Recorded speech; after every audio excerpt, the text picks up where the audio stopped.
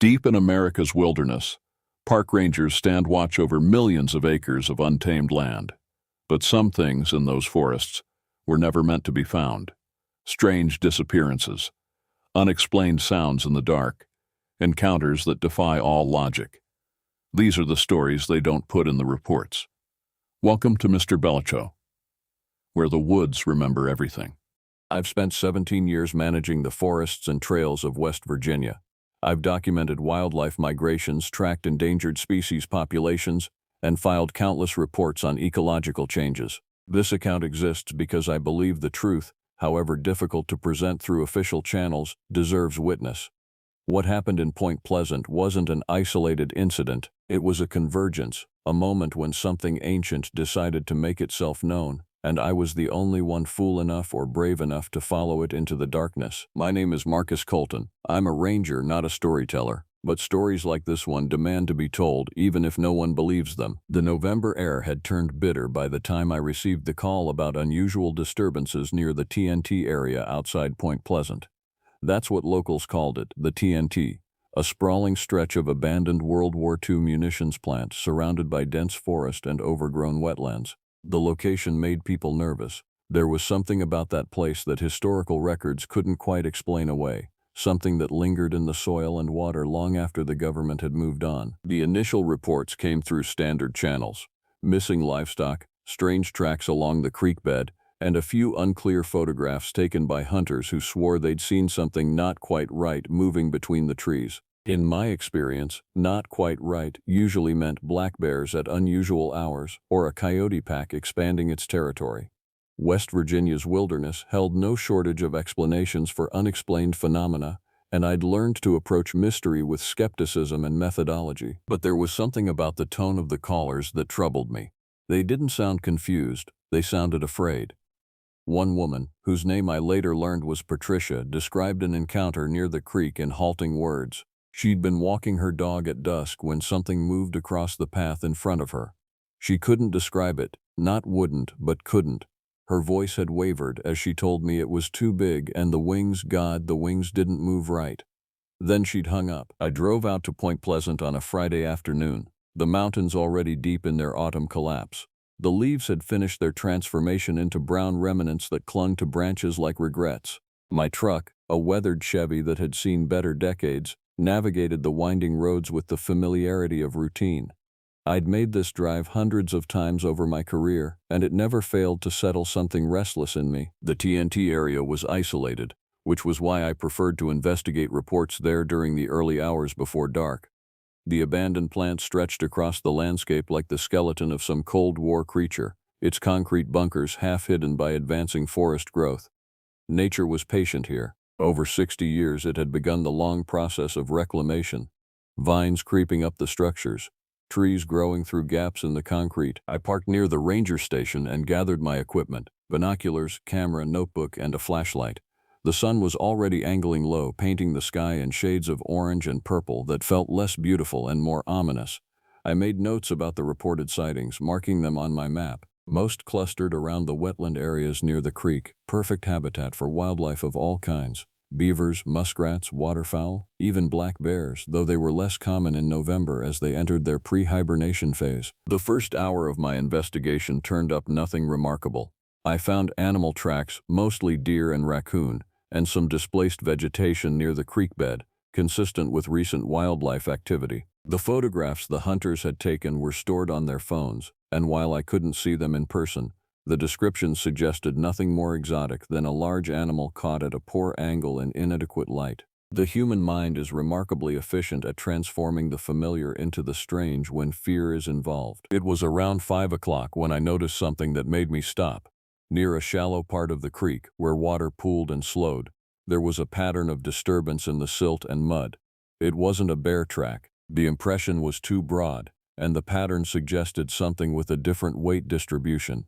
I knelt down, studying the mark carefully, roughly 5 feet across, with what might have been claw marks or talons radiating from a central point. I photographed it carefully, maintaining scale reference with my boot beside it, and made detailed notes. Whatever had left this mark was large, and it had descended hard onto the bank as if landing. The impression faced the forest, not the creek, Something had come down here from above. The thought should have seemed ridiculous. There were no raptors in West Virginia large enough to leave such a mark. The largest eagle on record here had a wingspan of roughly 7 feet, and their feet were adapted for grasping fish, not creating impressions like this. Yet as I stood there in the cooling afternoon, I felt a familiar tension in my shoulders, the feeling you get when you realize the familiar landscape might contain something you don't have a framework for understanding. I pushed the feeling aside and continued my patrol, making my way deeper into the TNT area.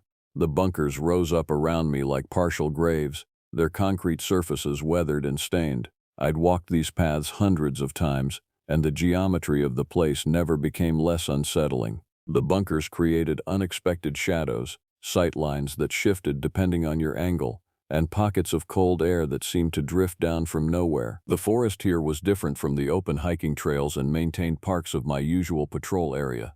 This was wild in a way that required management by neglect. I passed between towering oaks and hickories, their trunks wide enough that 3 people couldn't have wrapped their arms around them. The understory was dense, layers of saplings, shrubs, and the skeletal remains of summer vegetation. In summer, this place would be virtually impenetrable. Now, with winter approaching, some of that density had fallen away, creating pathways that might not be there come spring. It was in a clearing between 2 of the larger bunkers that I saw the bird. No, that's not quite right. Bird implies a category of understanding that doesn't apply. It was perched on the concrete lip of a bunker roof, roughly 40 feet away, silhouetted against the darkening sky, and it was large, impossibly large. I froze immediately, years of wildlife training taking over. When you encounter an animal you don't recognize, you don't make sudden movements. You observe, you assess threat level, you document. My hand moved slowly to my camera and I raised it, zooming the lens to maximum. The shape became clearer through the viewfinder. Wings, massive, extending easily 10 feet on either side of what might have been a torso. The wings were folded now, but the span of them was still enormous. The head was wrong though. Too large, too angular. There was something almost human about it, but distorted, stretched, with features that didn't quite align with what a head should be. I took several photographs, my hands surprisingly steady despite the way my heart had begun hammering against my ribs. The creature didn't move. It simply sat there, perched on the bunker, watching me. I was certain of that. It was watching. Even from this distance, even in the failing light, I could feel the weight of its attention. Then slowly it unfolded its wings. The motion was not like a bird taking flight. Birds have a certain jerkiness to their movements, a rapid progression from rest to action. This was deliberate, languid, almost meditative. The wings extended inch by inch, revealing a span that seemed to defy the laws of physics when applied to something that could actually exist in a solid, material form. The wingspan had to be at least 12 feet, maybe more. The wings themselves were dark, but with a texture that suggested something like chitin or scaled leather rather than feathers. My finger was on the camera shutter, but I'd stopped taking photographs. I was simply watching, jaw clenched, trying to process what my eyes were reporting to my brain. The creature raised its head slightly, and in that moment, even across 40 feet of darkening forest, I saw the eyes. They were large, reflective, golden or amber-colored, and they were looking directly at me. I don't know how long we stayed like that. Time becomes elastic in moments of genuine fear, stretching and compressing unpredictably. It might have been seconds, it might have been minutes. What I know is that my survival instinct, that ancient part of the brain that predates reason and language, was screaming at me to run. I didn't run. That's perhaps the bravest or most foolish thing I've ever done, and I'm still not certain which. Instead, I lowered my camera slowly and took a single step backward. The creature on the bunker didn't move. It simply continued watching with those enormous golden eyes. I took another step back, then another, moving slowly, carefully, maintaining eye contact in that universal way that suggests non-aggression to predators. I was perhaps 30 feet away when it happened. The wings snapped shut with a sound like enormous fabric being furled, and the creature launched itself into the air. But it didn't fly away.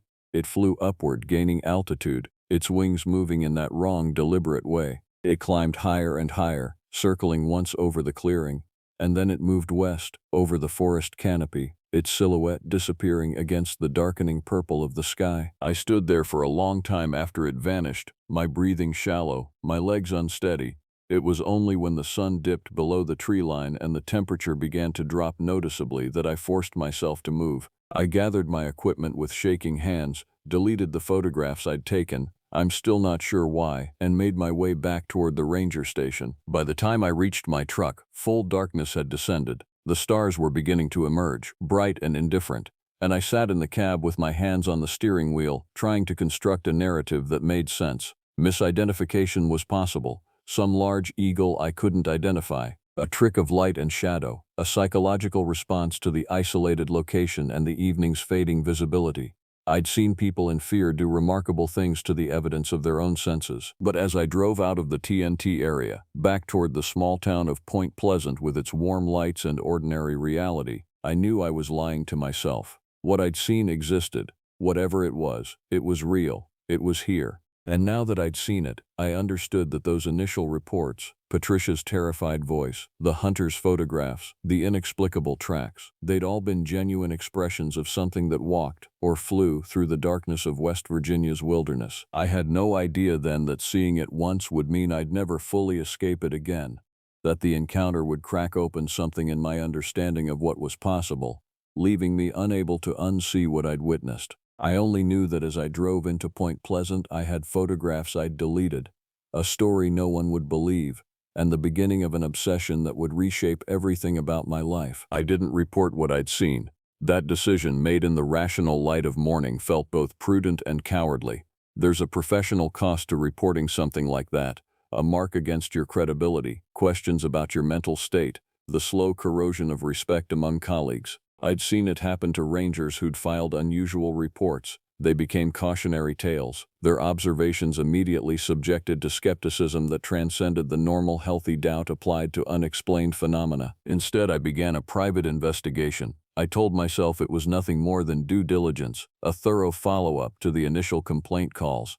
But the truth was more complicated. I needed to understand what I'd seen, and I needed to do it outside the framework of official record-keeping. Over the next 2 weeks, I spent my off hours reviewing historical records of the Point Pleasant area.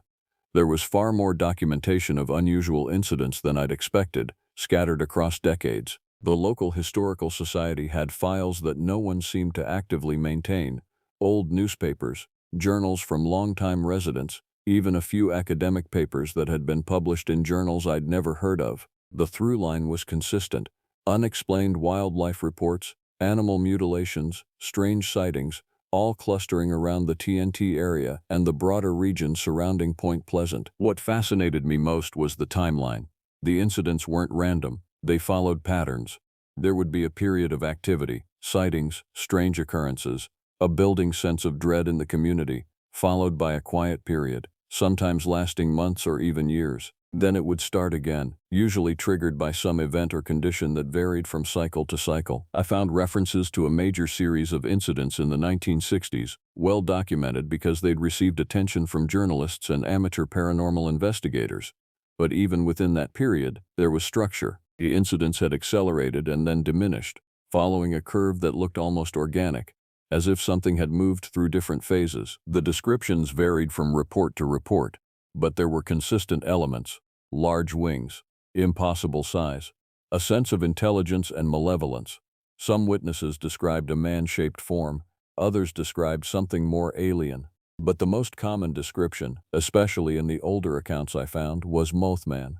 It appeared that locals had given the creature a name, whether out of fear, familiarity, or some attempt to control the inexplicable through language. I spent one entire evening in the Historical Society's basement archive, surrounded by filing cabinets and humidity and the smell of aging paper.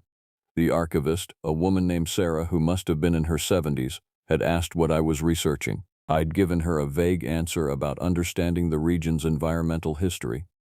She hadn't believed me, but she'd let me work undisturbed. One journal entry written in faded ink in a handwriting that suggested arthritis or age caught my attention. The entry was dated November 1966, and it was written by someone named James Kershaw, identified in a note as a retired game warden. In sparse, practical language, he'd documented a sighting he'd made while patrolling near the TNT area. His description was remarkably similar to what I'd seen. The enormous wings, the peculiar quality of the movement, the sense of being observed by something intelligent. But what struck me most was his conclusion.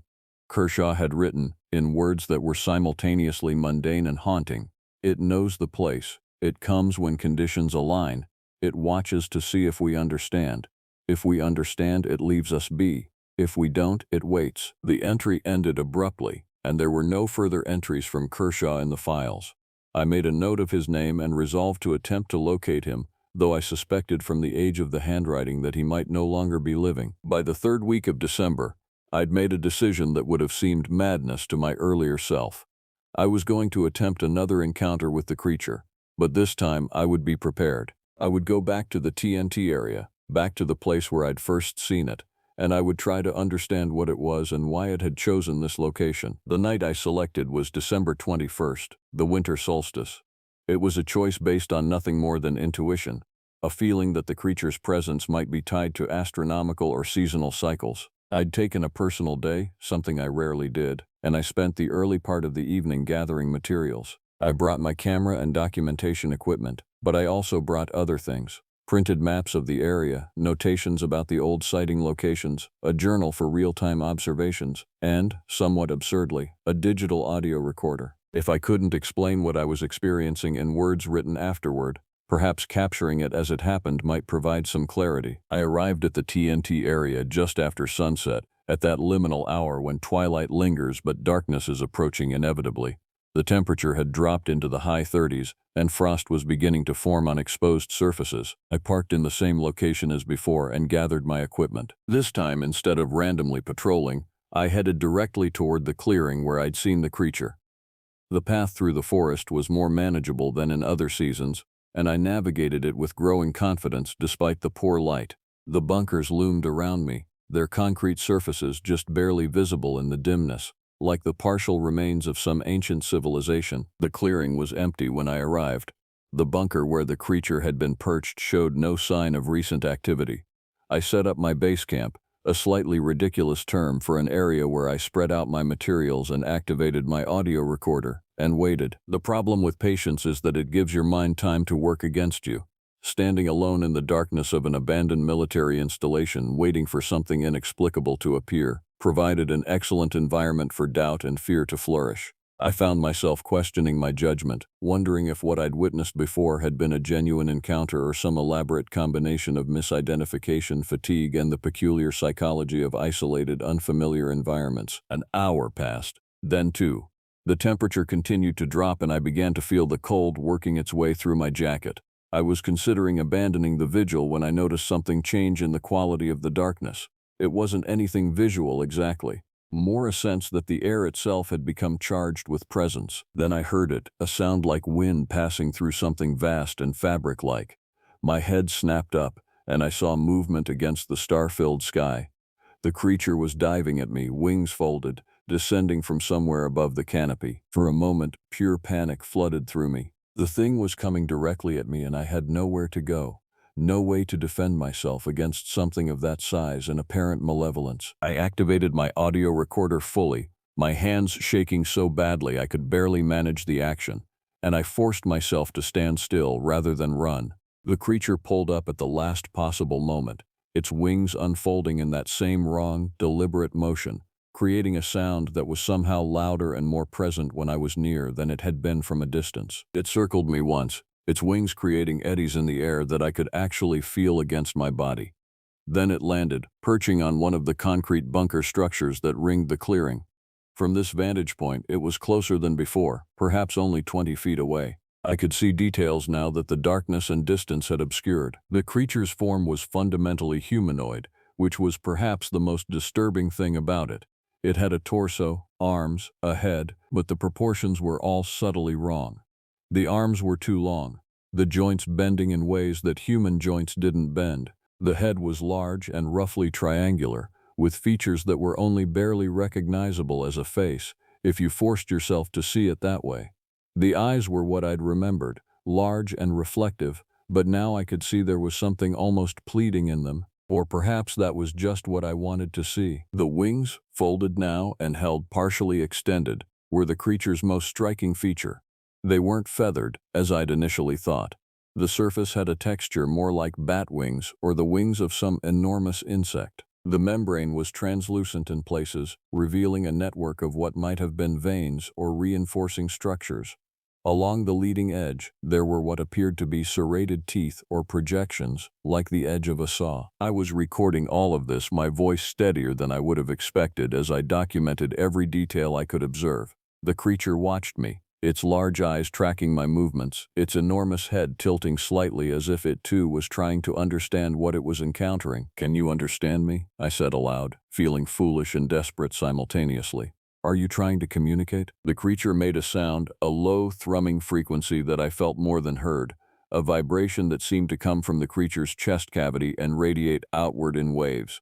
It was deeply unsettling, a sound that had no natural equivalent in my experience. It was almost musical, but discordant, notes that didn't quite harmonize playing in an order that suggested pattern but not meaning. Then, with a movement that was faster than anything I'd yet seen it do, the creature reached out with one of its elongated arms and pointed directly at me. The gesture was undeniably deliberate, undeniably purposeful. It was communicating something: intent, recognition, warning. I couldn't determine which, but the message was unmistakable in its clarity of purpose. I stumbled backward, my professional detachment finally cracking under the weight of proximity to something that was absolutely, irrefutably real and utterly beyond my comprehension. My foot caught on a root or exposed rock, and I fell hard, the air knocked from my lungs. When I looked up, the creature was gone. There was no sound of movement, no indication of flight or departure. It had simply ceased to be present. I lay on my back in the frost-cold clearing, my ribs aching, my breath coming in gasps, and I wondered if I was losing my mind, whether this was some kind of stress-induced psychosis, a manifestation of obsession taking on the appearance of physical reality. But my audio recorder was in my hand, still recording, and it had captured everything. When I played it back later, in the safety of my living room with all the lights on and several drinks inside me, I would hear my own voice describing details and observations. And then I would hear the creature's sound, that thrumming, discordant vibration, undeniably real, undeniably present in the recording. I gathered my equipment carefully, moving slowly to avoid aggravating my ribs or triggering any further response from the creature, which I could no longer sense anywhere in the clearing. The walk back to my truck felt longer than the walk in, or perhaps time was simply becoming unreliable in my perception, stretching and compressing according to my emotional state rather than any objective measure. It was only when I was driving away from the TNT area, back toward Point Pleasant, that I allowed myself to consider the full weight of what was happening. Whatever the creature was, it was real, it was intelligent, and it seemed to have taken an interest in me. That interest might be benign or neutral, or actively hostile, there was no way to know. But it was there, established, and unlikely to go away simply because I stopped looking for it. News travels fast in small towns. By the time I'd returned to my regular duties in early January, rumors had already begun to spread about unusual animal deaths on farms near Point Pleasant. These were different from the livestock disappearances I'd initially investigated. The animals, primarily cattle, were being found in scattered locations, sometimes miles from where they'd last been seen, and they all exhibited signs of trauma that didn't align with known predators or simple accident. I received an official request to investigate routed through the regional office. My supervisor, a practical man named Harrison who'd been with the service for 30 years, asked me to document the incidents and provide an assessment. He assumed predator activity, most likely an expanding black bear population or, less likely, a large feline, possibly a mountain lion dispersing from the Western Territories. These were explanations that fit within the established understanding of wildlife behavior. I investigated diligently and filed reports that suggested black bear activity while privately knowing the explanations were inadequate.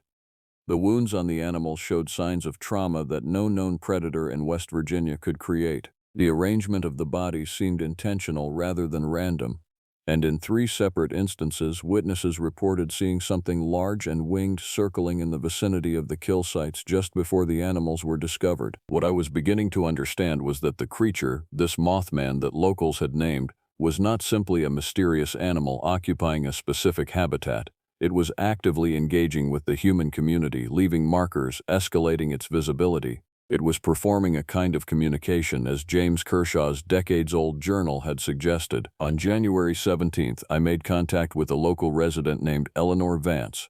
She was 73 years old, lived alone on a property that bordered the TNT area, and had been collecting reports of unusual activity in the region for nearly 50 years. Eleanor was not a casual hobbyist or a sensationalist. Her documentation was meticulous, her observations grounded in careful observation and a skeptical eye. She'd heard about my interest in the old sightings, word travels, and she'd invited me to examine her files. Her home was a small, neat house surrounded by overgrown gardens and bird feeders. The interior was equally organized, walls covered with maps and photographs, filing cabinets labeled by date and incident type. Eleanor made tea while I examined her collection, and she spoke with the calm certainty of someone who had made peace with knowledge that would sound inexplicable to others. "It's here," she said simply, handing me a cup of steaming chamomile. "It's been here for longer than either of us has been alive.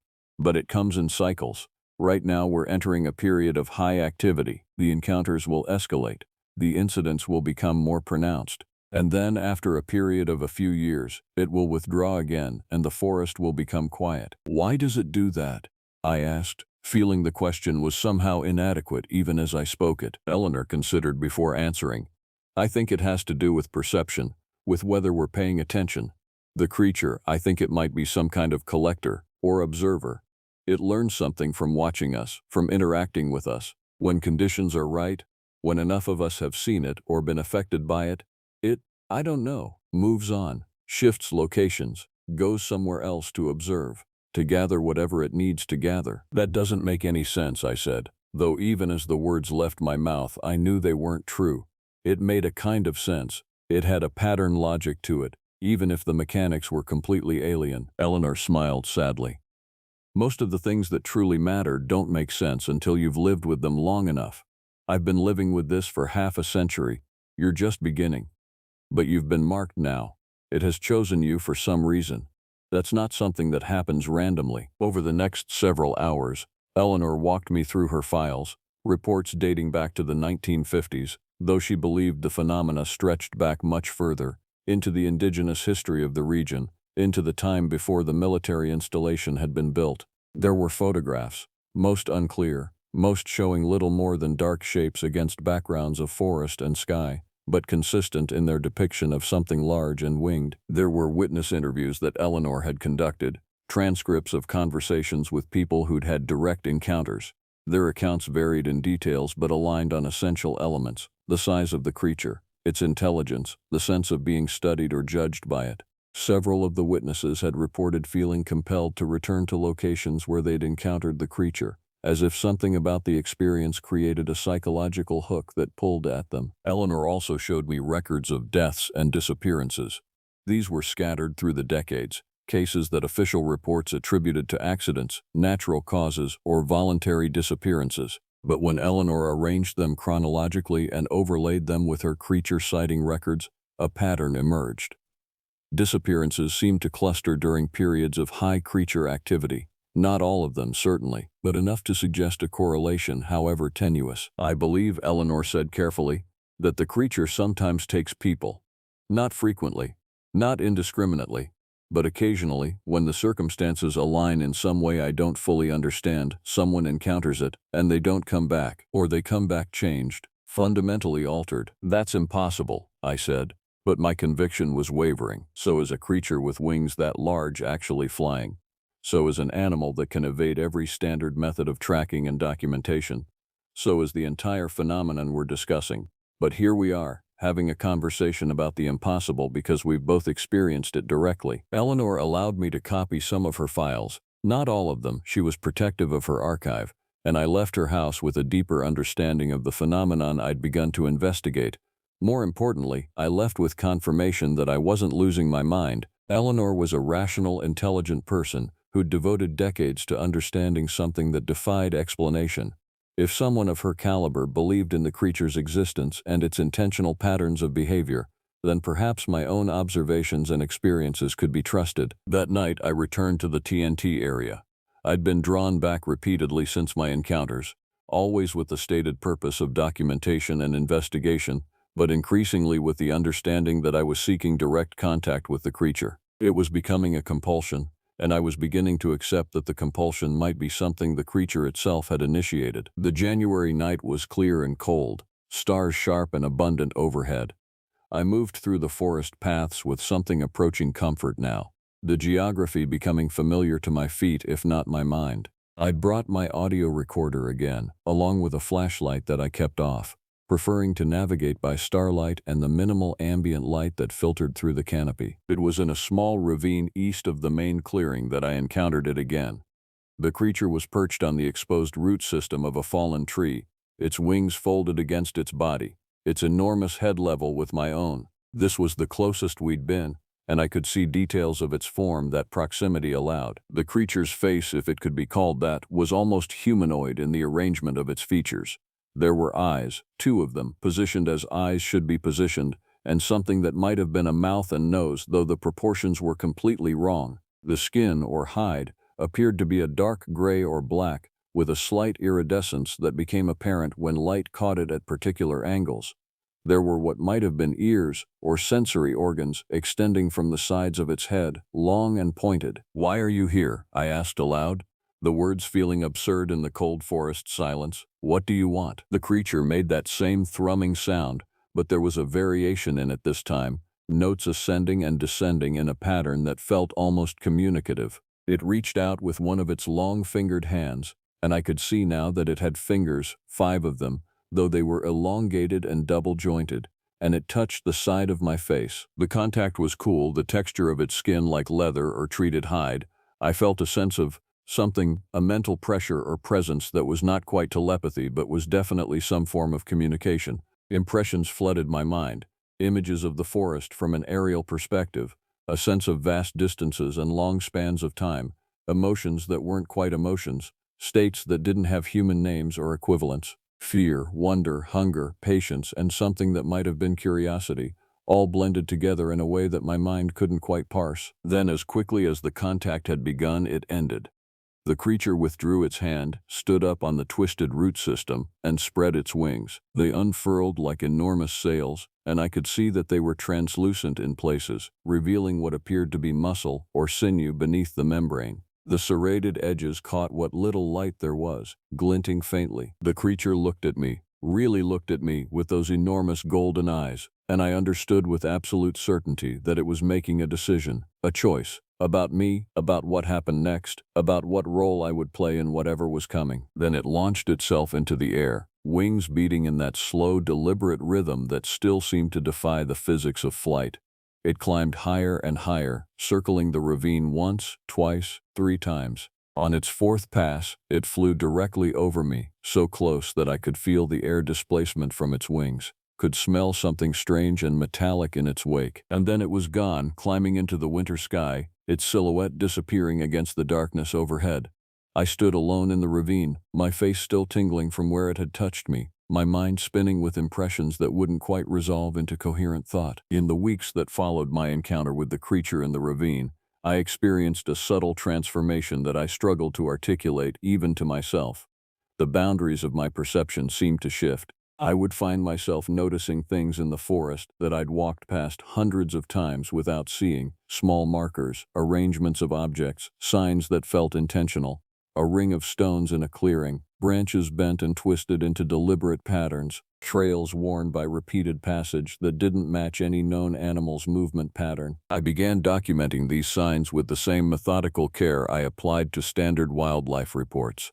I created detailed maps showing the locations of each discovery, looking for patterns or clusters. What emerged was a geography of presence, a landscape marked and mediated by the creature's movement and attention. The TNT area was a hub, but the markers extended far beyond it, spreading into the surrounding forests in ways that suggested the creature's range was vast and its awareness of the landscape was complete. Eleanor, when I shared my findings with her in early February, was unsurprised. She'd documented similar markers in her own investigations, had drawn her own maps, had seen the same geography reveal itself. What she told me next, however, was something I'd been both dreading and expecting. "It's preparing to make a choice," she said.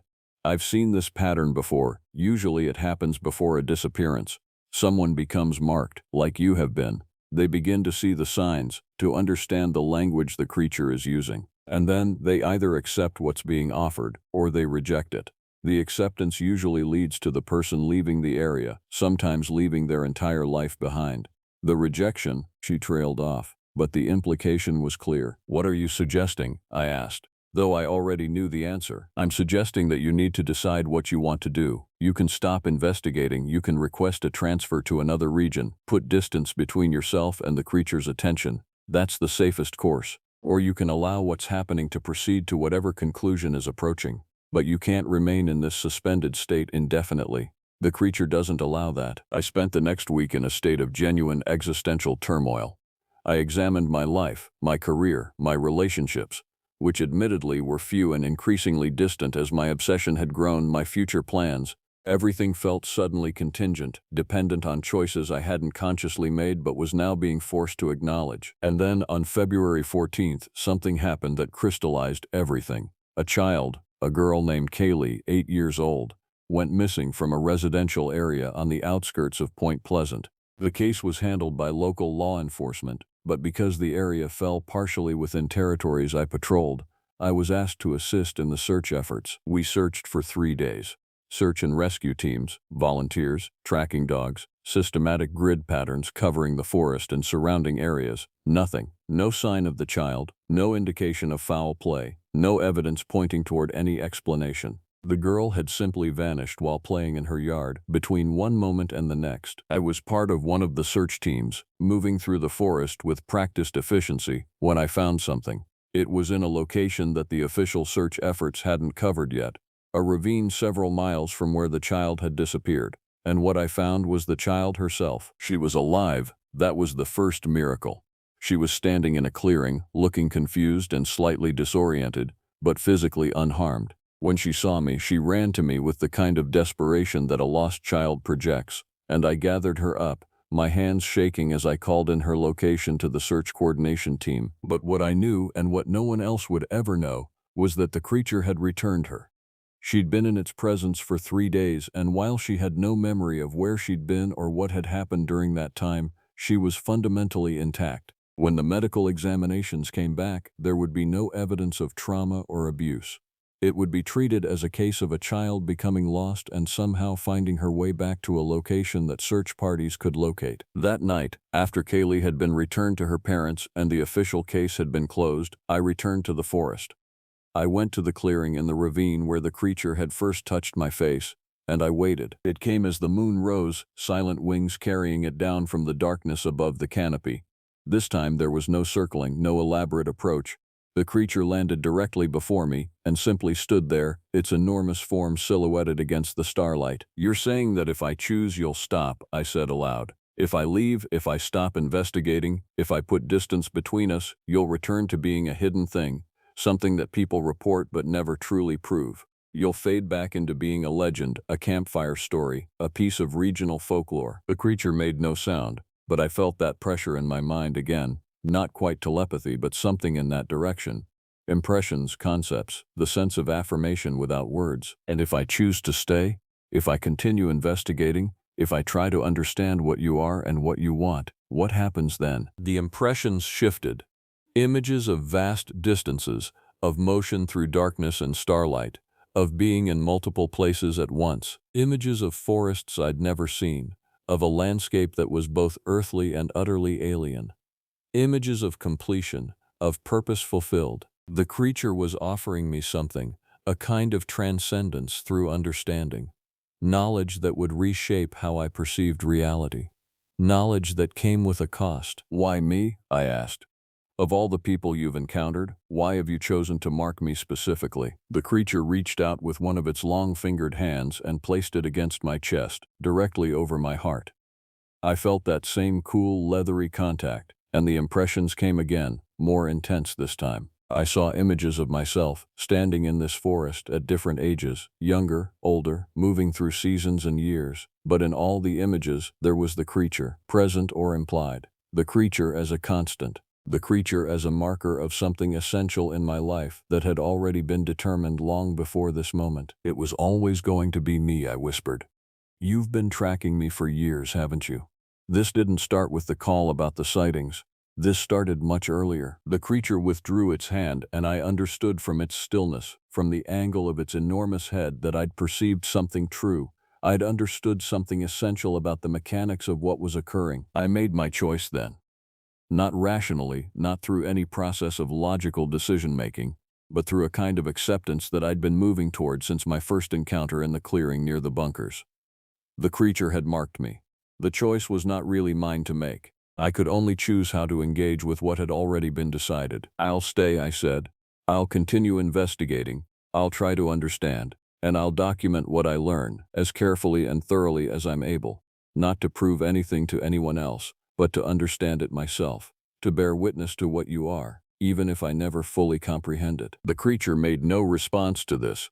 Instead, it spread its wings one final time, vast and terrible and beautiful in the darkness. It flew upward, climbing toward the canopy, and as it passed through the branches above me, I could swear I heard it vocalize, that thrumming, discordant sound, but changed now, almost like affirmation, like acknowledgement. Then it was gone, and I was alone in the clearing with only the stars and the certainty that everything about my life had fundamentally altered. I filed for a transfer the following month, but not to escape the region. Instead, I requested a reassignment to the ranger station closest to the TNT area. My request was approved partly because the position had been vacant, partly because I'd established myself as competent and reliable despite my oddities. My supervisor noticed something had changed in me. I was calmer, more focused, less erratic. He attributed it to accepting the position rather than fighting it. He was not entirely wrong. I continued my investigation of the creature's patterns, building on Eleanor's archive, refining my own documentation. Over the following years, I would have 3 more direct encounters with the Mothman of Point Pleasant. Each interaction would deepen my understanding, though complete comprehension would always remain just beyond reach. Eleanor passed away in the winter of 2018. I inherited her files and archives, all of her decades of careful documentation. I continued the work, preserving the knowledge she'd gathered, adding my own observations and insights. Sometimes, on clear nights when the forest feels most alive with possibility, I return to the old clearings where the creature and I have met. Usually I'm alone, but occasionally I feel the presence of something vast and watchful in the darkness, and I know that the contract between us remains in force. What I learned through all of this is that the world contains far more than we're equipped to understand through the lens of conventional knowledge. There are things in the wilderness that defy categorization, things that are neither fully animal nor fully intelligent in ways we recognize. Things that operate according to rules and purposes that exist outside our frameworks of comprehension. The creature is still here, in the forest surrounding Point Pleasant. It never left. It simply fades and intensifies according to cycles I can observe but not fully explain. And I remain here as well, documenting its presence, preserving the knowledge of what moves through the darkness when we're not watching, bearing witness to the impossible. My name is Marcus Colton. I'm a park ranger, and this is what I've devoted my life to understanding. Whether anyone believes this account is irrelevant, the truth exists independent of belief, and the creature, the vast and terrible and beautiful thing that flies through the night skies above West Virginia, continues its eternal work of observation and presence. In many ways, I'm simply a small piece of something far larger than myself, a footnote in a story that began long before I was born and will continue long after I'm gone. But I'll keep watching. And I'll keep documenting, because bearing witness is, in the end, the only thing we can truly offer to the inexplicable.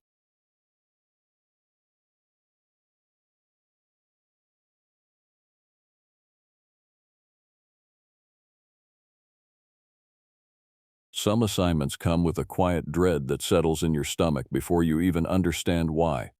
This one arrived on a Tuesday morning when I was restocking the ranger station at Grafton, West Virginia, a small parcel of state forest that most tourists pass right through without thinking. The email said it was routine, a routine survey, routine equipment check, routine maintenance walk of the Northern Trail system. The word routine appeared 4 times in 3 paragraphs, which in my experience meant exactly the opposite. My name is Marco. I've been a ranger here for 6 years, long enough to know the forest's moods, long enough to recognize when something was off about the season or the animals or the angle of the light through the hemlock canopy. I'd started this job because I wanted solitude. I got it, mostly. The forest gives you that gift, but it takes something in exchange: awareness, a kind of hyper-vigilance that doesn't shut off even when you're home in town, buying groceries, sitting in a diner. You see the shadows in the grocery store the same way you see them in the woods. You listen to the ambient noise of your own house and find patterns in it that aren't really there. The assignment wasn't anomalous because of what it asked. It was anomalous because of who brought it. Remy showed up that morning in a state vehicle I'd never seen before. A black SUV with tinted windows and a state seal so new it still had the gloss on it. She wore khaki, like a ranger, but her boots were too clean, her jacket too perfectly fitted, and there was a badge clipped to her belt that wasn't the standard ranger issue. The position title below the photograph said Wildlife Assessment Specialist. "You're Marco," she said, not really a question. "That's right. I'm Remy Chen. I need to walk the North Ridge Trail and make some observations." She pulled out a laminated map, the kind you get from a print shop, not the Forest Service. It showed the ridge marked in red highlighter, but there were also some other notations.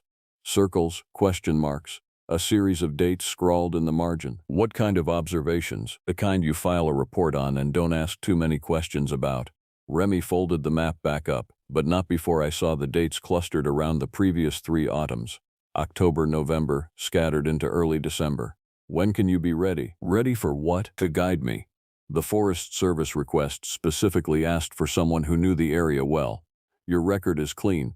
You've never reported any unusual activity, which means either you're thorough and boring, or you know how to keep your mouth shut." I didn't like the insinuation, and I didn't like the way she was looking past me out the window toward the forest as if it held something personal to her.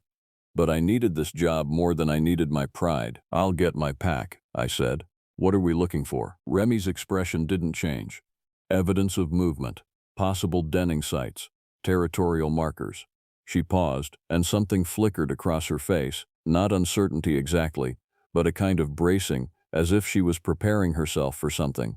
"We're looking for a large predator, something that doesn't match any of the animals we officially track in this region. There aren't any large predators in Grafton. No bears, no cougars. The biggest thing out there is a black bear from time to time, and they don't range in this area. Then we shouldn't find anything, and we can file a negative report." She turned away from the window. "Get your pack, Marco. We leave in 20 minutes. I should have said no. I should have called the district office and asked if this was legitimate. I should have listened to the part of me that understood, in that reptile brain way, that there was something wrong about all of this. The urgency, the secrecy, the way Remy kept glancing at her watch as if we were already late for something that mattered. Instead, I went to get my pack. The North Ridge Trail winds through the oldest part of the forest, where the trees are thick enough that even at noon the light comes through in cathedral shafts. There's a creek that runs parallel to the trail for about 2 miles, and the forest there is dense with rhododendron and mountain laurel. In autumn, it's beautiful in a way that makes your chest hurt. In autumn, it's also the kind of place where sound moves strangely, where you can hear something calling from far away and then suddenly, without any sense of movement, it sounds like it's right next to you. "Tell me about the animal sightings," Remy said as we started up the trail. She had a digital recorder clipped to her vest, and she was scanning the forest floor with a practiced eye. "No matter how small, no matter if you think it's irrelevant. There was a report from a hiker about 3 weeks ago. Said they saw something large moving through the brush about 50 yards off the trail. They described it as wolf-like in their written account, but when I talked to them on the phone, they admitted they didn't see it clearly. Could have been a large dog, feral maybe, from one of the towns nearby." "Could have been," Remy repeated, not sounding convinced. "What else?" "Nothing official, but the hunters in town mention hearing something in the deep forest. Something that doesn't sound like any animal they know. They say it's gotten worse in the last few weeks, more frequent." We walked in silence for a while, and I found myself paying attention to the quality of that silence. The forest was too quiet. No bird calls beyond the standard early autumn tape loop of crows and jays, no squirrels crashing through the canopy. Just the sound of our footsteps and our breathing, and the creek off to our left, running over stones in its endless, patient way. "Are you afraid?" Remy asked suddenly. "Of what?" "Of what lives here, in the deep places." She stopped at a place where the trail widened slightly, near a stand of ancient hemlocks. Their trunks were wider than a man was tall, their bark twisted into patterns that looked almost intentional, almost like writing. "People develop instincts about danger. You've been in this forest for 6 years. You've spent nights alone out here. You've learned to read the signs. What does your instinct tell you? I wanted to say I wasn't afraid. I wanted to tell her that the forest was beautiful and wild and fundamentally indifferent to human life, and that was all there was to fear. I wanted to keep my job. Something's been using this trail, I said instead. Not following it, not exactly, running parallel to it, hunting in a pattern. I've found scat, but I don't know what it came from. There's scat from the typical predators, coyotes mostly, but there's something else, larger. The droppings are consistent with something carnivorous and large. Have you collected samples? No. I didn't want to draw attention to it. Didn't want the district office sending out teams and closing the trail. Remy nodded as if this was exactly what she expected me to say. Good. Show me where. We found the site about a mile further up the trail, where the forest opened up slightly into a small clearing created by a fallen hemlock. The tree had crashed down years ago, and the space it left was colonized by saplings and scrub oak, creating a kind of natural tangle that animals used as a pathway. The scat was there, 3 separate deposits, each one the size of a man's fist. Remy knelt down and examined them without touching them, her face close to the ground, and I felt something turn over in my stomach watching her. This was someone who had done this many times before. Someone who knew exactly what she was looking at. Canine, she said finally, but not dog, not coyote. She pulled out her phone and took several photographs, close up and from different angles. The bone fragments are too large. The structure of the feces indicates a very different diet than any native canine. And the age, this one is 2 days old, maybe 3. What is it then? Remy stood up and turned to look back toward the trail we'd come from. The forest seemed to close in tighter from here, the trees leaning toward us, the shadows deepening between the trunks. That's what I'm here to find out. There's been a population in the eastern forests for years. It was initially documented in Grafton, hence the name, but it's spread. West Virginia, Pennsylvania, parts of Ohio. Reported sightings that go back further than anyone wants to admit officially, but the sightings are increasing, the range is expanding, and we don't have any idea why. The name, I said. Grafton what? Remy didn't answer immediately. She was looking at something in the distance, beyond the clearing, into the deeper forest where the light barely reached. Grafton Monster. That's what the locals call it. That's what all the old reports call it. What the hunters whisper about around bonfires when they think no one's listening. But that's just a legend, a cryptid. Is it? Remy turned back to me, and there was something like pity in her eyes. Or is it just something we don't have a classification for yet? Something our system doesn't have a box for, so it exists in the space between official reality and folk legend? Come on, we need to get higher up the ridge before it gets dark. We climbed for another hour, and the trail became progressively less maintained. The forest here was primordial in a way that made my chest feel tight. The trees had names: hemlock, red oak, birch, but they felt like they existed in some private living language that humans had never really learned. The canopy was so thick now that it might have been dusk at 3 in the afternoon. Our footsteps on the leaf litter sounded very loud, and I kept expecting something to move in the spaces between the trunks. Do you hear that? Remy whispered. I listened. At first I heard nothing, and then I heard it. A sound like wind through distant trees, but persistent, and underneath it something else, a kind of thrumming, almost ultrasonic, at the very edge of perception. It made my teeth ache. Vocalization, Remy said. They've been documented vocalizing across a range that includes both audible and ultrasonic frequencies. The sound carries farther than you'd expect, farther than it should. What does it mean? Nothing good. Probably territorial, possibly a call to others, possibly hunting communication. Remy pulled out a device that looked like a modified directional microphone and pointed it deeper into the forest. Come on, we need to move back down the ridge. Now. We didn't get far. The attack came without warning, which was the most terrible thing about it. Not the violence itself, but the absolute shock of it. One moment we were walking down the trail, and the next moment the world exploded. There was a sound like nothing I've ever heard, a howl or a roar or something that my brain couldn't properly categorize. It came from the right side of the trail, from the thick brush beneath the hemlock canopy, and it came with such force that I staggered backward. Remy had her hand on a device clipped to her belt. Not a weapon, something else, something that made a high-pitched chirping sound. The creature, whatever it was, fell silent for just a moment, enough for us to run. We ran downhill through the forest, crashing through deadfall and brush, my pack bouncing against my shoulders, my lungs burning. Behind us I could hear it moving, fast, so terrifyingly fast, with a sound like wind and thunder combined.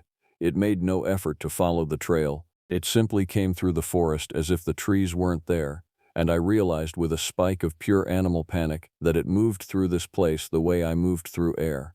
This was its domain, and we were the intruders. Remy was ahead of me, and she was moving with purpose, angling downslope toward the sound of the creek. The water was loud here, rushing over rocks, and as we reached the banks I understood her plan. We jumped, falling about 15 feet into the rocky creek bed. The water was cold enough to stop my breath, and the current was stronger than I expected.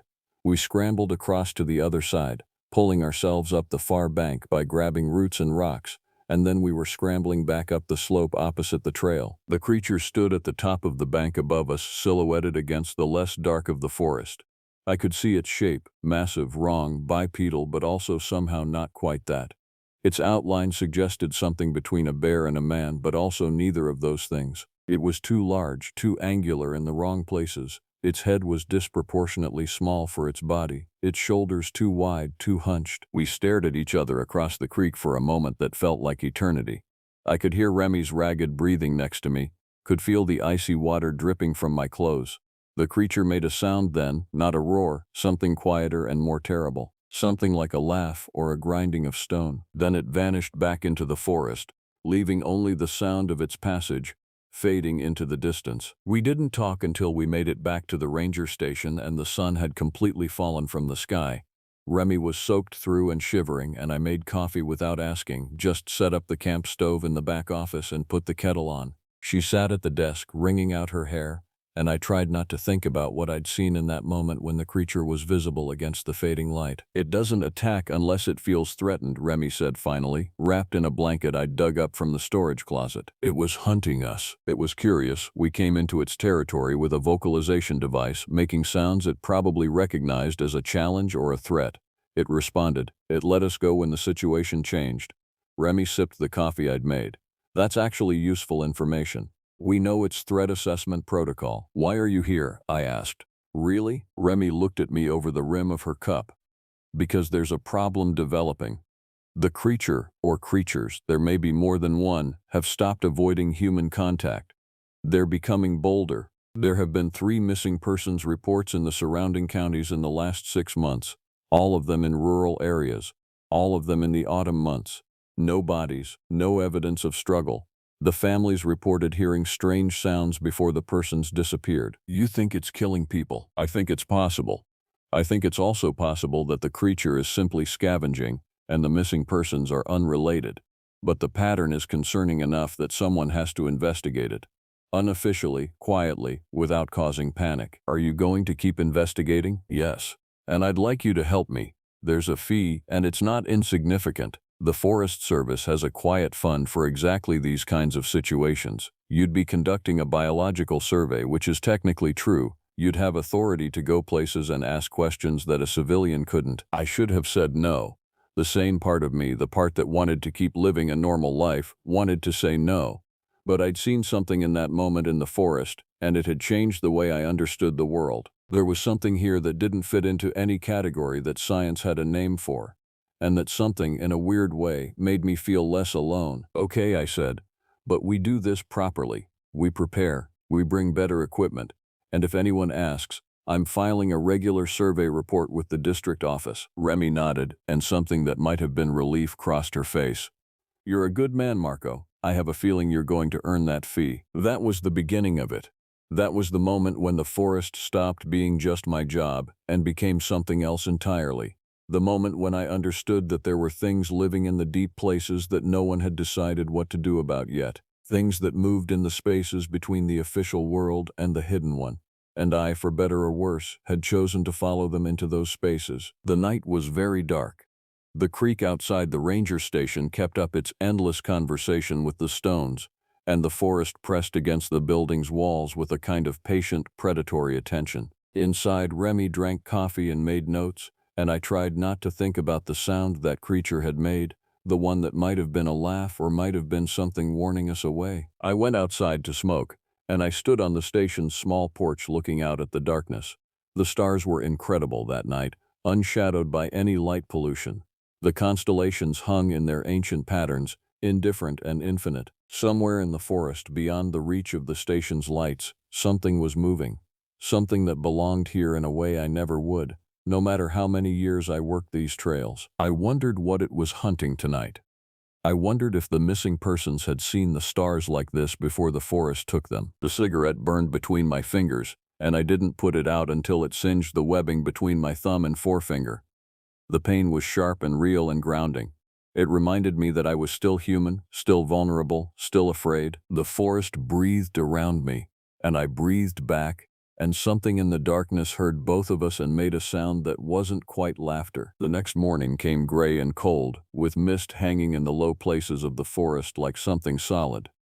Remy was up before dawn, equipment spread across the ranger station's table like a surgeon preparing instruments. I made more coffee and tried not to think about how close I'd come to becoming one of those missing persons the night before. "I'm going to need blood," Remy said, not looking up from the device she was calibrating.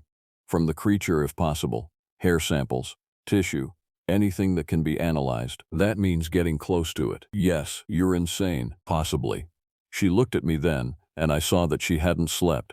Her eyes had that hollow, fever-bright quality of someone running on pure adrenaline and coffee. "But if we don't understand what this thing is, if we don't gather evidence, then it remains in the realm of folklore and campfire stories, which means we can't protect against it, can't predict its behavior, can't warn people. We're left in the dark and it continues to hunt. There are other rangers, other researchers, better equipment, better training, better cover stories, you mean?" "Yes, there are.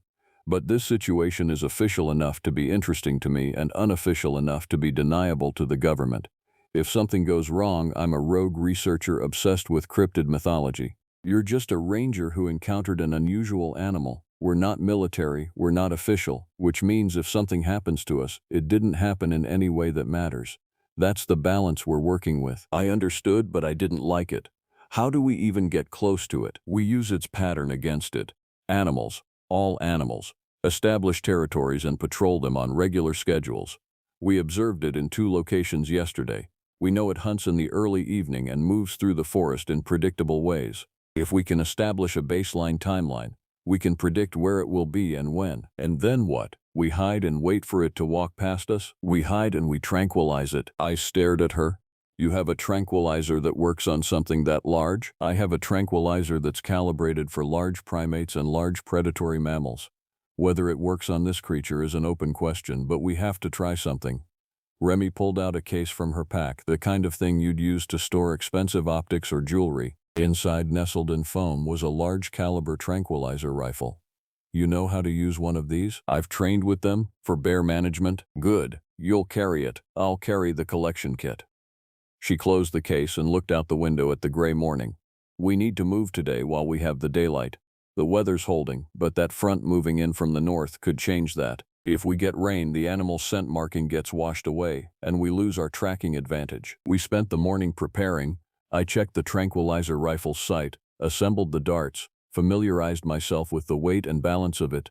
It felt wrong in my hands, too purpose-built, too violent, but it was better than the alternative, which was nothing. Remy prepared the collection kit with the methodical precision of someone who had done this many times before. Plastic bags, forceps, sterile swabs, collection tubes, a portable cooler packed with ice. "Where did you learn to do this?" I asked. "The university mostly. Comparative biology, but also field work. I've tracked creatures in the Pacific Northwest, in New Mexico, even a few expeditions to Borneo." She was wrapping the cooler in thermal material, insulating it against the ambient temperature. "Most of what I studied was officially classified as extinct, endangered, or mythological. But extinction is a strange thing. Just because we stop seeing something doesn't mean it stops existing. It just means it got better at hiding." "Is that what the government knows? That there are animals out there we've decided don't exist?" "The government knows all kinds of things it has decided don't exist. It's easier that way. Easier to manage the public if you control what exists and what doesn't." Remy sealed the cooler.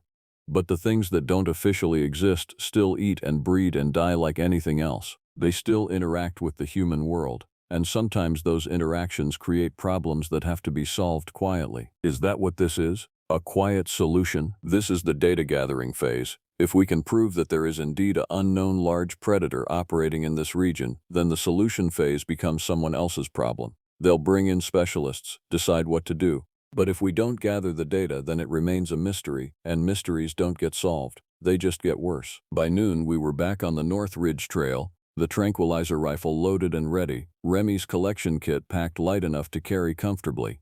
The forest seemed less threatening in daylight, but that might have been my imagination. The trees were still ancient, the shadows still deep, but the light made it feel navigable, survivable. According to my calculations, Remy said as we climbed, the creature should be active in the evening, probably moving toward the lower ridges where there's more game. If we position ourselves at the creek crossing we used yesterday, we should have a good vantage point. It has to cross the creek to move between the upper ridge and the lower hunting grounds, and if it doesn't, then we try again tomorrow. But it did. Just as the sun was starting its descent toward the ridgeline, we heard it moving through the forest. It was cautious this time, aware that something had disrupted its territory. It moved parallel to the creek rather than directly toward it, and I had to shift position to get a clear shot. Remy put her hand on my arm. Wait, let it get closer. The creature emerged from the brush about 40 meters downslope from us. In daylight, even the gray light of dusk, I could see it more clearly than I wanted to. It was roughly humanoid in shape, but all wrong in the proportions. The arms were long and thick, more suited to knuckle walking than upright locomotion, though it was moving upright. The face was hidden from me, turned away, but I could see the way its head sat on its shoulders, angular, almost bird-like, despite the massive size of its body. Its fur was dark, almost black, matted and thick. Now, Remy whispered. I aimed for the shoulder, a large muscle mass, and fired. The tranquilizer dart struck true, burying itself in the creature's back. For a moment nothing happened. Then the creature shrieked, a sound so loud and terrible that it seemed to shake the forest itself, and began running. It didn't run away from us. It ran directly toward the creek, toward us, and I had maybe 30 seconds to reload the rifle. I fumbled with the second dart, my hands shaking, and got it loaded just as the creature reached the creek's edge. It didn't jump across. It simply waded into the water as if the current wasn't a problem, as if gravity didn't apply to it in the same way it did to normal animals. Its eyes were visible to me now, bright and intelligent, and absolutely full of rage. It was looking directly at me, and I realized with a terrible certainty that it had decided I was the threat. I shot the second dart. This one hit the chest, and I saw the creature's movement falter slightly. The tranquilizer was working, but not fast enough. It was almost to the other side of the creek now, climbing the bank with effort, its movements becoming less coordinated. It got maybe 10 meters up the slope before its front legs gave out. It tried to crawl, dragging itself forward with its massive arms, and then it collapsed. We waited a good 5 minutes before moving. Remy was taking readings on some kind of device, checking the animal's vitals from a distance. Heart rate is elevated but stable. Temperature is high, probably baseline for this species. It's unconscious. Let's move. Getting close to it now felt like walking up to a sleeping tiger. Every fiber of my being was screaming at me to run, to flee, to abandon this insanity. But Remy was already moving, already kneeling beside the massive, breathing form of the creature. This close, I could see the texture of its fur, coarse, thick, matted with mud and leaves. Its skin underneath had the quality of old leather, and there were scars visible on the exposed patches. It had fought, many times. It had survived things. Hair first, Remy said, cutting small sections of fur from the creature's shoulder and back. She placed them carefully in plastic bags, labeled them with a marker. Then blood. I'll need a good sample from a vein. Can you hold the tranquilizer rifle steady if I position the arm? I did what she asked, though it felt like the worst kind of violation. The creature's arm was massive, thicker than my leg, and hot. It was definitely bleeding now, a dark fluid that looked almost black in the failing light. Remy collected samples in vials, sealed them, placed them in the cooler with practiced efficiency. Okay, now I need tissue. A skin sample. She pulled out a small surgical knife and cut a piece of skin about the size of a thumbnail from the creature's upper arm. This is going to be good. This will give us genetic information, baseline physiology, disease markers if there are any. As she worked, I became aware of a sound. It was faint, underneath the normal ambient noise of the forest, but it was definitely there. A vocalization, distant, coming from deeper in the woods. Another creature, responding to the absence of this one. We need to hurry, I said. 1 more minute. I need a dental impression. Remy pulled out a small container of soft modeling paste. She inserted it into the creature's mouth, being careful of the teeth, which were large and absolutely terrifying, built for tearing meat. These are more complex than any canine or primate. This is something new. The sound from the forest was getting closer. Whatever was out there had heard the creature's scream, had recognized it as distress, and was coming to investigate. We need to go, now. Remy sealed the last vial and stuffed everything into the collection kit. We made it maybe 20 meters down the slope before the second creature emerged from the forest. This one was smaller than the first, perhaps a female or a younger individual, and it was moving with clear intent. It saw its companion sprawled unconscious on the forest floor and made a sound that was pure anguish, pure rage. Then it saw us. We ran. There was no heroic stand, no careful retreat. We simply ran, crashing down the slope toward the trail, the creature behind us moving faster than anything that size should have been able to move. It was gaining on us, and I could hear its breath coming in ragged, furious sounds. Remy was ahead of me, and she was running with the collection kit clutched to her chest. I was falling behind, my legs burning, my lungs screaming. The creature was right behind me now, close enough that I could hear the sound of its feet hitting the ground, the snapping of branches as it pushed through the forest. And then I was falling. There was a moment of weightlessness, a moment of understanding that I had run off the edge of a small ravine, and then I was crashing through vegetation and landing hard on my back in a bed of ferns. The impact drove the air from my lungs, and for a moment I couldn't breathe, couldn't think, could only lie there gasping. The creature appeared at the top of the ravine above me. It looked down at me with those intelligent, furious eyes, and it made a sound like nothing I'd ever heard, a sound that contained rage and grief and something that might have been recognition of the fact that I was, in that moment, absolutely helpless. Then Remy was pulling me up, was dragging me backward into the ravine's deeper shadow. She had her hand on some kind of device, and she was pointing it at the creature. The device made that high-pitched chirping sound again, the same sound that had worked the day before. The creature flinched but didn't back away. It climbed down into the ravine after us. "Run," Remy said. "Keep running, don't look back." We stumbled through the ravine using the rocks and vegetation to help us move, and the creature was still coming, still moving with that terrible purpose. But its movements were becoming less coordinated. The tranquilizer from the first encounter was probably still in its system, affecting its motor control. That bought us maybe another minute, enough to scramble out of the other side of the ravine and make it back to the trail. We didn't stop running until we could see the ranger station's lights through the trees. Even then, we didn't stop fully. We collapsed on the porch, both of us gasping for air, covered in dirt and blood and torn fabric. Remy was still clutching the collection kit, and despite everything, she was smiling. "We got samples," she said between gasps. "We actually got samples. There's another one I managed. A smaller one. They hunt in pairs, or maybe groups. I know this complicates things." Remy sat up, carefully opening the collection kit to verify that the samples were still intact. They were plastic and cold, carefully sealed, ready for analysis. Which means there's a population. Which means we're not dealing with a single anomalous creature, but an established breeding population. That's bad. That's very bad, Remy agreed. But it's also exactly the kind of evidence we need to make the next phase happen. Now we can prove it. Now we can force the government's hand. She pulled out her phone and took pictures of the collection kit, the samples carefully arranged. Then she started making calls. By the time I'd managed to stop shaking, she had spoken to someone named Dr. Ellison, someone in a regional office that I'd never heard of, and had secured authorization for a larger team to move in within the week. I sat on the porch in the cold night, smoking cigarettes and watching the forest. Out there, somewhere in the dark, the creature we'd tranquilized was probably waking up, and its companion was still awake, probably very angry, definitely aware that we had taken something from it. If not the creature itself, then some piece of it that might be used against it. I wondered what that meant for the missing persons. I wondered if the creatures had taken them for reasons we could understand, or for purposes we couldn't. I wondered what happened to people when they went into the deep forest and didn't come back. "You can leave," Remy said, appearing beside me with a fresh cup of coffee. "If you want. We have samples now. The next phase doesn't require your participation." "Do you want me to leave?" "No. But I'd understand if you did." I took the coffee and drank it.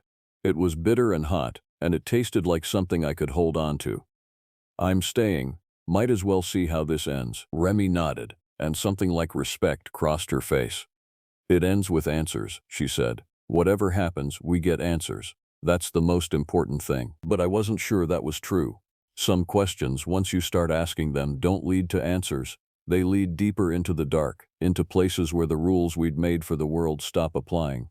And in the darkness, there are always things waiting. Things that had been waiting long before we arrived, and would be waiting long after we were gone. Dr. Ellison arrived on a Thursday morning with a caravan of vehicles and a team of 5 specialists. I had expected something military, something official and authoritarian, but instead got something that felt almost academic. A group of quiet, intense people who moved with the efficiency of researchers who had done this many times before. Ellison herself was tall, thin, with gray threading through her dark hair and eyes that seemed to catalog everything they touched. She reviewed Remy's samples and the ranger station's facility in a single cursory tour, nodding as if she'd seen exactly what she expected. "The samples are degraded," she said, studying the vials under a portable lamp. "But there's still DNA. We'll get a preliminary analysis back in 3 days, maybe 4 if the lab is backed up. The tissue sample is excellent. The hair will be useful for trace elements and environmental exposure." "How long until we know what it is?" I asked. "Until we know what it is officially, you mean? Until we have a name for it." Ellison smiled, but it wasn't a comforting expression. 3 months, minimum. Maybe longer. These things always take longer than you expect. And until then, we observe, we gather more data. We establish the parameters of the population and the territory. She turned to Remy. "You've made 2 confirmed visual contacts and 1 physical contact. You say there are at least 2 individuals." "At least," Remy confirmed. "The secondary creature was smaller, possibly younger. There could be more we haven't detected." "All right. We'll establish a base camp up the ridge. Motion sensors, audio recorders, thermal imaging. We'll run the study for 10 days and see what we can establish about their movement patterns and social structure." Ellison turned to me. "You'll be the primary guide. You know the terrain. And if they become aggressive, we have protocols," one of the other team members said. He introduced himself as Hayes, and he had the bearing of someone with a military background. "We're equipped with non-lethal deterrence. The goal is observation, not confrontation." But observation meant placing ourselves in their territory, meant making ourselves visible and vulnerable in the one place where they had every advantage. It meant nights in the forest with nothing but motion sensors and the sounds of creatures we didn't understand. The base camp was established on a small plateau about halfway up the north ridge, positioned so that it had sight lines to 3 of the 4 directions. The team erected 3 tents and a larger canvas structure for equipment and supplies. They strung up motion sensors and placed audio recorders in a grid pattern extending about 50 meters in every direction. Thermal imaging cameras were mounted on tripods, all of them networked to a central monitoring station. "We're looking for patterns," Ellison explained as the team worked. "We want to know when they're active, where they concentrate, what triggers aggressive behavior. We want to know if they're territorial or migratory, if they hunt alone or in groups, if they have any communication patterns we can identify and predict." "What happens if they attack the camp?" I asked. "We have tranquilizers, we have air horns, we have flares, and we have the knowledge that they've consistently chosen not to engage when they could have." Ellison looked out at the forest. "They're intelligent, Marco. Not human intelligence, but close. They evaluate situations and make decisions based on threat assessment. If we don't present an overwhelming threat, they'll avoid us. And if we do, then we've made our first significant discovery about their behavior. Either way, we learn." The first night was quiet. Too quiet. The creatures knew we were here. They had to, but they didn't make contact. Instead, the forest seemed to hold its breath, to wait and watch. I sat in the equipment tent with Hayes, watching the thermal imaging screens, and tried not to think about what could happen if the creatures decided that the knowledge we represented was a threat worth eliminating. On the second night, we got our first clear thermal signature. It came from the east, moving down the ridge toward the camp. The image on the screen was ghostly but clear, a large heat mass moving with clear purpose. It stopped just outside our motion sensor perimeter and didn't move for nearly 20 minutes. "It's observing us," one of the other team members, a woman named Dr. Voss, said quietly. She was watching the footage with intense focus. "The body posture suggests investigation rather than aggression. It's trying to understand what we are." The creature left. It simply turned and walked back the way it had come, disappearing into the thermal static of the forest. But for those 20 minutes, I felt like I was being studied by something that had developed its own theories about what humans meant, what danger they represented. On the third day, we found where they had bedded down. It was a cave about a mile northeast of the camp, partially hidden behind a screen of vegetation. Inside, the ground was matted with fur and bones, the remains of meals, mostly deer and wild boar, but also some larger animals whose bones I couldn't identify. There are at least 4, Dr. Voss said, examining the evidence. Possibly 5. Different sizes, different seasons of occupation. This is a den site, possibly a breeding den. You mean they're nesting? I asked. I mean there could be young, juvenile specimens. That would explain some of the size variations we've detected thermally.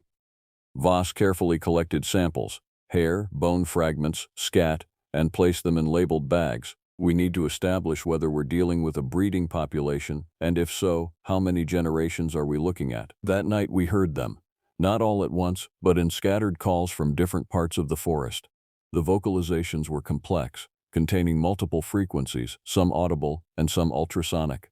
Dr. Voss had set up recording equipment specifically designed to capture a wide range of frequencies, and she was listening to the playback with something like awe. "This is language," she said. "Not instinct, not simple aggression. This is structured communication. They're calling to each other, sharing information.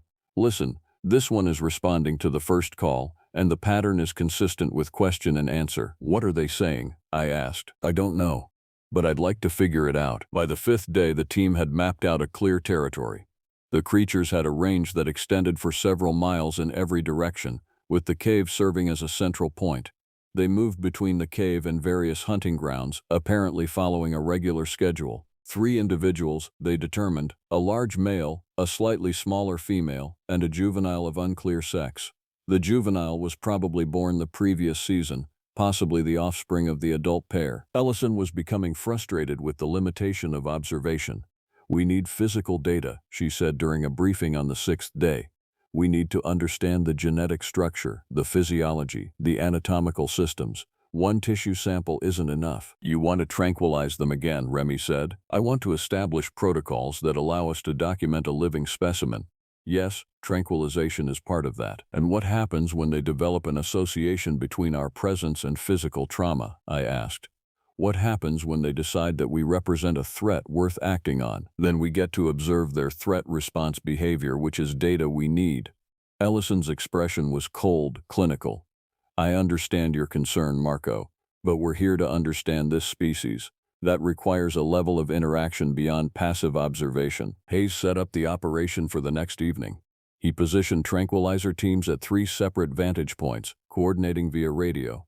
The idea was to immobilize the male, the most dominant individual, when it made its evening hunting run. Remy and I were positioned at the primary observation site, where we had a clear view of the trail the creature usually took. We waited for 3 hours, maintaining radio silence. The forest around us was alive with sound, normal sounds, the rustling of small animals, the calls of birds settling for the night. But underneath it all was the sense of being watched, of being evaluated. Then the creature appeared. It was different today, cautious.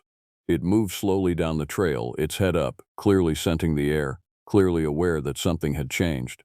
It stopped directly below our position and made a sound, not a roar, not a growl, but something closer to a trumpet call. It was answered, from somewhere far deeper in the forest, with a similar call. "It's warning the others," Remy whispered. "It knows we're here, and it's telling the others to stay away." But the male didn't leave. Instead, it moved directly toward our position, toward the sound of Hayes preparing the tranquilizer. And when Hayes fired, the creature didn't flee. It charged. The tranquilizer dart struck the creature's shoulder, but the dart bounced off before it could fully embed. The skin was tougher than we'd expected, and the projectile simply fell away. The creature reached Hayes before any of us could process what was happening. It moved with speed that defied its size, and it made a sound that combined rage and something that might have been pain. Hayes went down, the tranquilizer rifle falling from his hands, and the creature made that terrible sound again. But the sound changed. It changed from rage to something almost like confusion, and the creature stumbled, its movements becoming uncoordinated.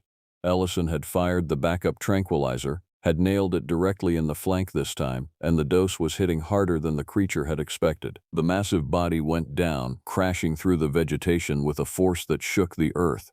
For a moment, everything was still.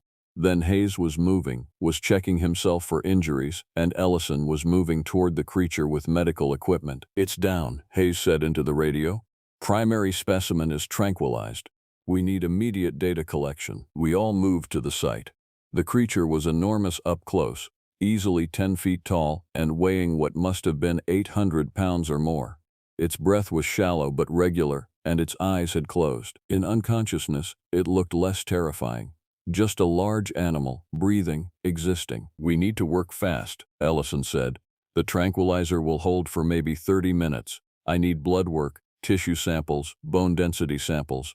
Dr. Voss, get the genetics kit, get everything." They worked with intense focus, and I stood there watching, the tranquilizer rifle loaded and ready, trying to ignore the sound of the other creatures calling from deeper in the forest.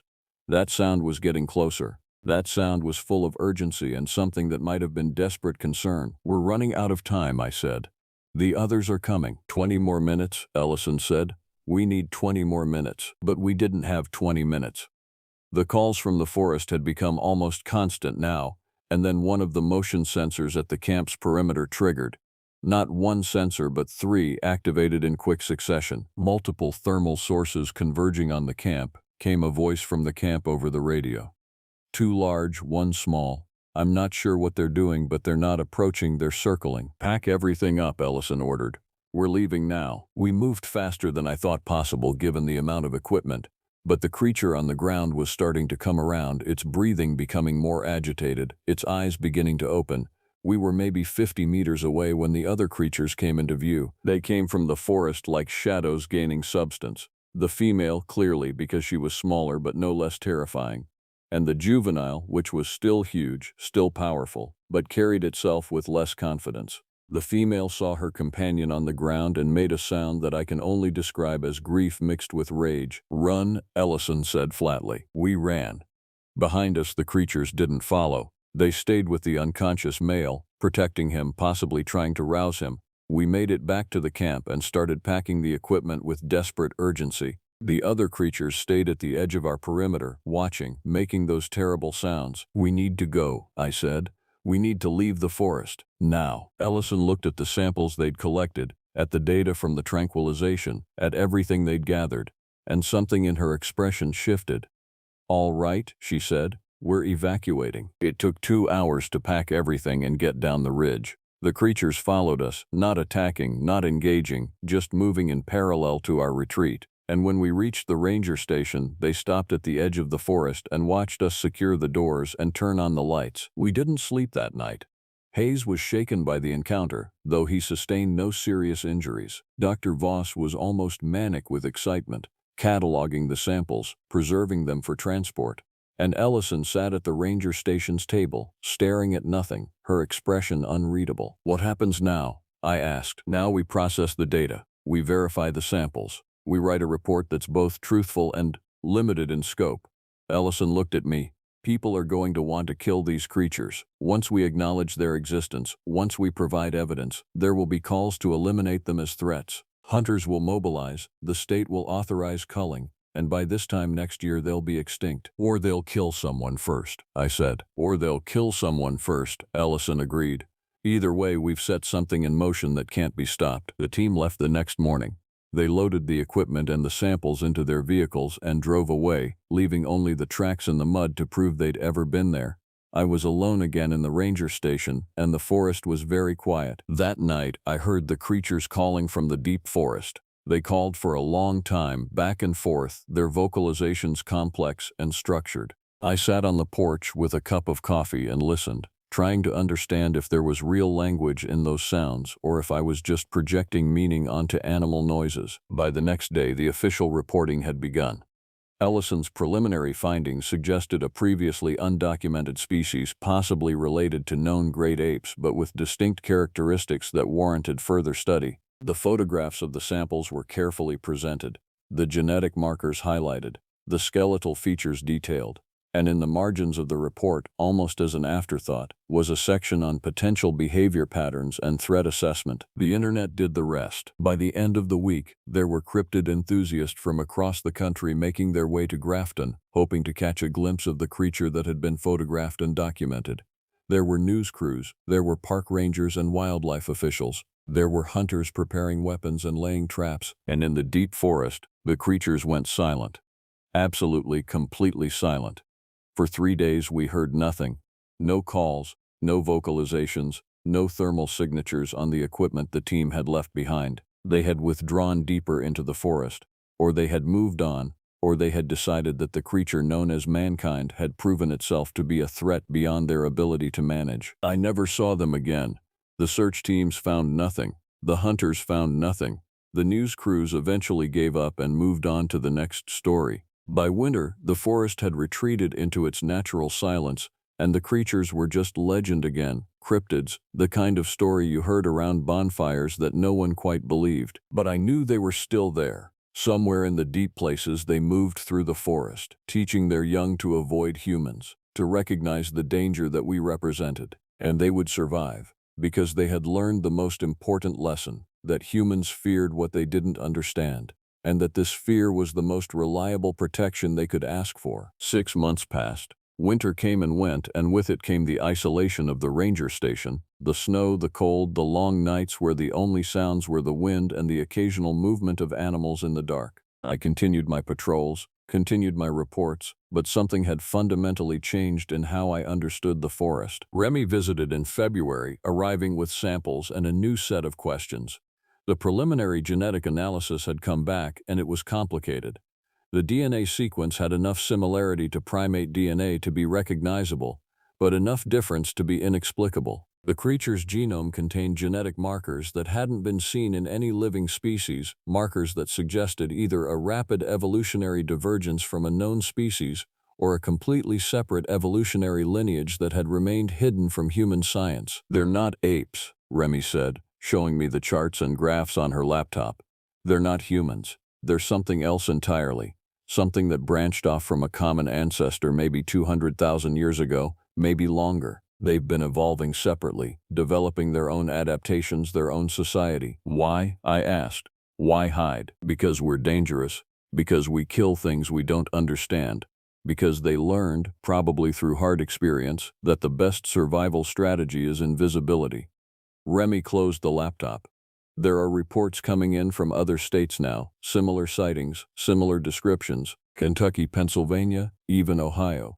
Whatever these creatures are, they have a wider range than we initially thought. Is there going to be an official classification? Are they going to acknowledge their existence? Not if the government has anything to say about it." The preliminary genetic analysis was leaked to a cryptid researcher forum, and now the internet is full of speculation. But there's no official statement, no official record, no acknowledgement by any agency. As far as the government is concerned, you tranquilized and photographed a large dog. People know better. People know what they think they know. The majority of people will ignore it, forget about it, move on. Some will believe, some will keep searching, but none of them will find anything because the creatures have learned their lesson. They've retreated back into the myth. That was the thing that haunted me the most. The creatures hadn't been killed. They hadn't been captured or studied or dissected. They had simply learned that the surface world was too dangerous, too unpredictable, and they had withdrawn back into the deep places where humans rarely went, and where science hadn't learned to look. But I still saw them sometimes. Not clearly, not close enough to photograph or study. Just glimpses, a shape moving between trees, a sound that didn't quite match any known animal. Once, in late March, I found fresh tracks on the North Ridge Trail, massive 5-toed prints, and I knew they were still there, still moving through their territory, still surviving. The missing persons issue never got resolved. The 3 people who had disappeared in the autumn months before the team's arrival were never found. Their families made appeals on local news stations, and search volunteers combed the forest with dogs and ATVs and GPS units. But the forest gave up nothing. Either the creatures had nothing to do with the disappearances, or they had been careful enough with their kills that there was nothing left to find. By spring, the forest had returned to something approaching normalcy. The tourists came back. The trail systems filled up on weekends with hikers and nature photographers. The creatures responded by being absolutely invisible. It was as if they had learned to phase out of human perception, to move through the spaces where humans weren't looking. I ran into Ellison one day in town, at a coffee shop in Grafton proper. She was reviewing papers, making notes, and she looked simultaneously exhausted and satisfied. "The final report is being prepared," she told me. "It will be quietly filed with several government agencies, and then it will be archived. It will be officially unavailable to the public, classified as preliminary research of uncertain value. Essentially, it will not exist. And the creatures? They'll continue to exist. Unmapped, unstudied, uncategorized, but they'll exist. And they'll have the one thing they needed most, official denial. As long as they don't exist in any official capacity, they're protected by the simple fact that no official agency is actively hunting them." "Is that protection or just postponement?" Ellison smiled. "For creatures like this, for creatures smart enough to adapt, postponement is all that matters. They buy time, and time buys survival." I never told anyone the full story of what happened that autumn. The official report said we'd documented an unusual large predator and collected biological samples for analysis. The biological analysis was inconclusive, or so I let it be known. There was no proof, no evidence, nothing that would stand up in a courtroom or in the court of scientific opinion. But I knew, and more importantly, the creatures knew. By summer, I was spending more time in the forest, not on official ranger business, but just walking, existing in the spaces where they moved. I never saw them directly, but I felt their presence. I felt watched, in the way that you feel watched when you're not alone in a room. And sometimes, at dusk or dawn, I heard their calls, distant, fading, like the echo of something that had decided, ultimately, that humans weren't worth the risk. One evening in August, I was sitting on the ridge overlooking the valley, watching the light change as the sun descended. The forest was beautiful that day. Gold light through the canopy, the smell of earth and growing things, the sound of wind in the branches. I heard the creature long before I saw it, heard its breath and the soft crunch of its footsteps on the forest floor. It came out of the trees about 50 meters away and looked directly at me. The female, I thought, based on the smaller size. She stood there for a long moment, and we regarded each other across the distance. I didn't reach for the tranquilizer rifle that was no longer part of my ranger equipment. I just sat there, quietly, proving that I was not a threat. The creature made a sound. Not loud, not aggressive, something almost like an acknowledgement. And then she turned and walked back into the forest, disappearing as if she had never been there at all. I never saw her again. But I knew she was there. I knew they were all there, still moving through the deep forest, still teaching their young the sounds of the forest, still hunting, still surviving. They had chosen to let me live, to let me continue my work, to let me guard their secret. And in exchange, I had chosen to keep it. The forest holds many secrets. Most of them will never be known, never be studied, never be filed in any official database. Some things are meant to remain mysteries, meant to exist in the space between what we know and what we've decided doesn't exist. The creatures of Grafton had found their place in that space, and there they would remain, real, intelligent, alive, and forever unknown to the world that might otherwise destroy them. I am still the ranger here. I still walk these trails, still file my reports, still maintain the official fiction that nothing unusual has ever happened in this forest. And the creatures still move through the deep places, still call to each other on quiet nights, still teach their young to fear and avoid the creatures called humans. The forest is their world, and they are its true guardians. I am only a witness, and I have learned to be content with that role. There are worse things than keeping secrets. There are worse things than knowing that magic, strange, terrible, beautiful magic, still exists in the wild places of the world, if only you have the courage to remain silent about it. The autumn is coming again, and with it the creatures will move closer to civilization, hunting before the season turns. The hunters will go out looking for them, armed with weapons and determination. They will find nothing, because the creatures have learned their lesson well. And I will sit in the ranger station and listen to the forest breathe. And I will remember what it felt like to stand face to face with something that shouldn't exist but does. And I will keep the silence.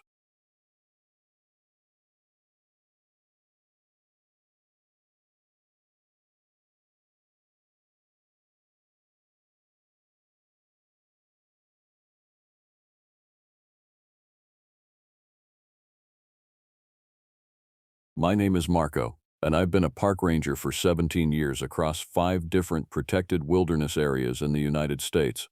I've encountered grizzly bears in Montana, seen flash floods in Arizona canyons, and survived hypothermia in the mountains of Colorado. I've tracked poachers, rescued lost hikers, and documented wildlife patterns that would make your blood run cold with wonder.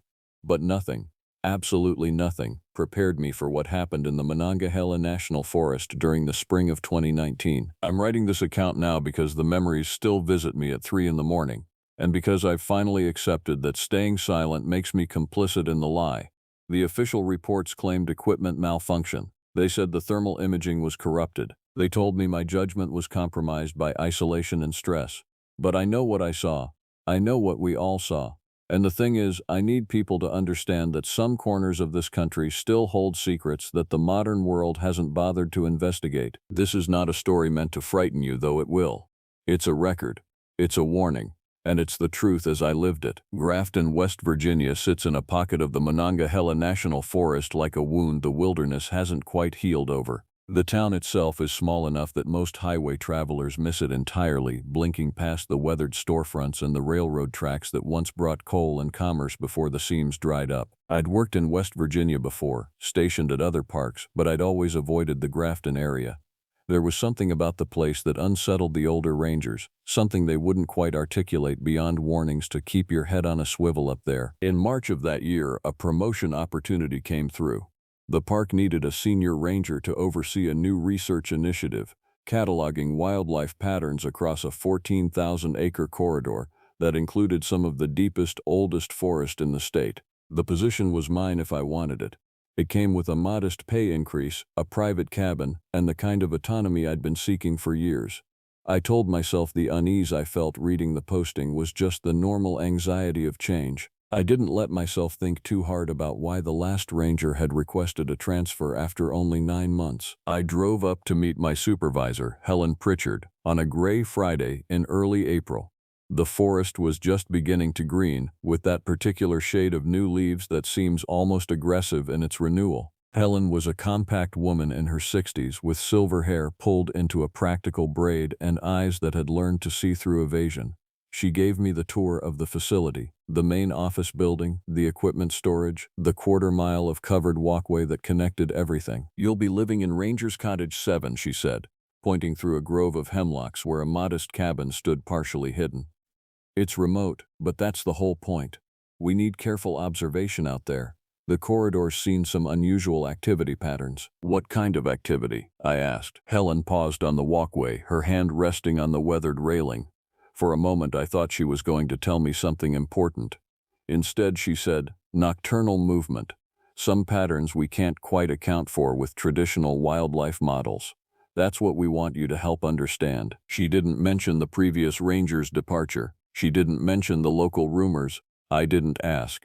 We were both professionals playing a careful game of mutual discretion, and I understood the rules well enough not to break them on the first day. The cabin was small but functional. 2 bedrooms, a kitchen with modern equipment, a living area with a stone fireplace, and large windows overlooking a valley that dissolved into mist and forest. A back porch held various monitoring equipment, thermal cameras, acoustic sensors, motion-triggered devices for wildlife documentation.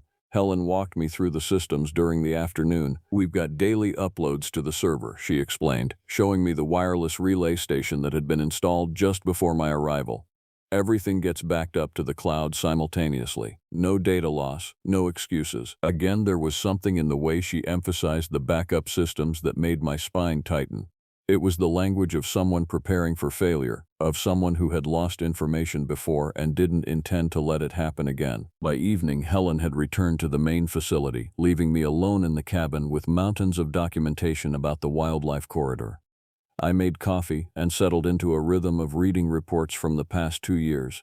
The data was dense and meticulous. Thermal signatures that appeared in the forest at irregular intervals.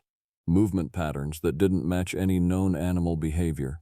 Acoustic recordings of vocalizations that the previous ranger had carefully noted but never explained. One entry, dated nearly a year before my arrival, caught my attention. The previous ranger, a man named Omar, had logged an audio file with a single note, "Unknown source, possibly equipment error, investigating further." The next entry was dated 3 weeks later, and Omar simply wrote, Transferring to Shenandoah posting, effective immediately. There were no entries between those two notes, no explanation, no follow-up, just a clean break. I should have walked away then. That would have been the intelligent choice. But I had already signed the paperwork. The position was mine, the cabin was mine, and I had never been very good at walking away from mysteries. I made dinner and ate it watching the forest grow dark through the windows. The trees became silhouettes, then shadows, then a solid wall of black broken only by the distant glow of lights from the main facility. As I washed the dishes, I noticed movement on the thermals. Something large was moving through the corridor at 11:47 p.m., traveling from east to west through the deep forest. The system classified it as unidentified mammal, possible bear. But bears don't walk on two legs, and the thermal signature was wrong somehow. Too tall, too deliberate in its movement. I printed the data and set it aside. First night in a new job, new to the territory. The best approach was systematic observation and careful documentation. No jumping to conclusions, no paranoia. But as I lay in bed that night listening to the unfamiliar creaks of the cabin and the wind moving through the forest outside, I couldn't shake the feeling that something had known I was there, that whatever had triggered the thermal sensor had been aware of the human presence in the cabin, and had walked closer to investigate. By morning, I was certain it had been my imagination. By the end of the month, I wasn't certain of anything at all. The first week established a routine that would become the skeleton of my new life. I would wake at 6, coffee in hand by 6:15, monitoring equipment checked by 6:30. The data had accumulated overnight, always more activity than I expected. Thermal signatures moving through sections of forest where nothing should be visible to the human eye. Acoustic sensors picking up sounds that made me replay the recordings 3 and 4 times, trying to categorize what I was hearing. Most of the thermal activity occurred between midnight and 4 in the morning. Most of the acoustic evidence came from the deeper sections of the forest, the old-growth areas that had never been logged and rarely saw human intrusion. I began mapping the patterns, creating overlays in a geographic information system to see if there was a logic to the movement. There was. By the second week, it became unmistakably clear. Whatever was moving through the forest was covering territory in a deliberate pattern, moving between fixed points with the precision of a ranger conducting a survey. The creature, and I had begun to think of it that way, despite the lack of concrete evidence, seemed to be following the ridgelines and creek beds, moving through natural corridors that would have been impossible to traverse without intimate knowledge of the terrain. I attended a resource meeting with Helen and 3 other rangers in mid-April. Helen introduced me to Chloe, who managed operations for the broader park system, and Archer, a younger ranger who worked the western boundary of the preserve. The 4th attendee was introduced as Emerson, who worked for a research institution studying regional wildlife patterns. Emerson was a man in his mid-40s with sharp features and careful eyes. He wore hiking gear that looked expensive and unused, and he spoke with the precision of someone accustomed to being listened to. When Helen introduced me, Emerson's gaze held mine for just a fraction too long. "Marco," he said, extending his hand. "Helen mentioned we'd have a dedicated observer in the Grafton corridor. That's excellent news. We've been very interested in that particular area for some time." "What kind of research?" I asked, shaking his hand. "Wildlife behavior modeling," he said smoothly. "Predator-prey dynamics, population estimation, the usual work." He paused, and I caught something flicker across his face. A moment of candor, perhaps, or calculation. "Have you noticed anything unusual during your initial observations?" "Data's still coming in," I said. "Early to draw conclusions," Helen interjected smoothly, moving the conversation along. But I saw Emerson make a note in a small leather journal. Whatever I said would be documented elsewhere, reported to whoever had sent him. After the meeting, Archer walked with me to my truck. He was maybe 30 years old, with the weathered look of someone who'd spent years in the wilderness without complaint. "Emerson's not Park Service," he said quietly, once we were out of earshot of the building. "I don't know exactly who funds him, but it's not us. And Helen's nervous about whatever he's investigating. You might want to be careful what data you volunteer." "What's his angle?" I asked. Archer shrugged. "That's the question, isn't it? Just watch yourself. And if you see anything that doesn't fit in the system, anything that's too weird to file officially, you might want to keep it to yourself." I wanted to ask what he meant, but he was already walking toward his truck. I drove back to the cabin that afternoon in a state of heightened alertness, suddenly aware that I was part of some larger apparatus of observation and control that I didn't fully understand. The cabin felt different when I returned. The air inside seemed thicker, charged with something I couldn't quite name. I went through each room methodically, checking that nothing had been disturbed. Everything was exactly as I'd left it. The thermal monitoring equipment was undamaged and functioning normally. Yet the feeling persisted that I was not alone in the space, that something had moved through my living quarters while I was away. That night I reviewed all the thermal and acoustic data from the past 2 weeks. I cross-referenced the times of greatest activity with the weather patterns, the moon phases, the feeding patterns of local wildlife. The activity seemed independent of most environmental variables. It happened regardless of temperature, light conditions, or precipitation. It happened with a frequency that suggested a pattern independent of survival necessity. By midnight, I had a hypothesis. Whatever was moving through the forest was intelligent. Not merely animal intelligent, but something approaching the kind of logic that humans brought to movement and investigation. It was exploring. It was learning. It was establishing a territory and then methodically surveying that territory on a regular schedule. At 2:47 a.m., the thermal sensors triggered. I had begun sleeping in the office portion of the cabin, watching the equipment through the night. The signature was different this time, larger than usual, and it was moving toward the cabin, not running, walking. Deliberate steps that covered ground with economy of motion. I watched it on the thermal screen, a bright white shape moving through the dark forest toward my position. It was approximately 6 feet tall, possibly taller. Its gait was bipedal, but not human. The arm length was wrong, extending nearly to the knees. The shoulder width was massive, far broader than any human I had ever seen. I wasn't afraid yet. I was too fascinated, too focused on documenting what I was seeing. I activated the external thermal camera, making sure the angle covered the clearing in front of the cabin. The internal monitoring showed the creature was now approximately 50 yards from the structure. Then it stopped. I watched the thermal signature remain stationary for what felt like hours, though my watch said only 3 minutes. It was facing the cabin, facing the windows, facing me. "Hello?" I called out, my voice sounding absurdly small in the quiet of the cabin. The thermal signature moved, not toward me but to the left, disappearing out of the sensor range. I spent the next 4 hours reviewing the footage from every angle, trying to piece together what I had seen. The external camera showed nothing but darkness and forest shadows. There was no visible form on the thermal imaging from that angle. Whatever the system had detected inside the corridor, it had no corresponding signature in the equipment pointing outward. It was as if the creature understood the location of the sensors and had remained outside their range, which was impossible. The sensors were positioned randomly, placed to cover maximum area without pattern. No animal could have deduced their locations, unless it had watched me install them, unless it had been observing long enough to understand the system. By dawn, I had convinced myself it was equipment malfunction. The thermal sensor must have been picking up anomalies.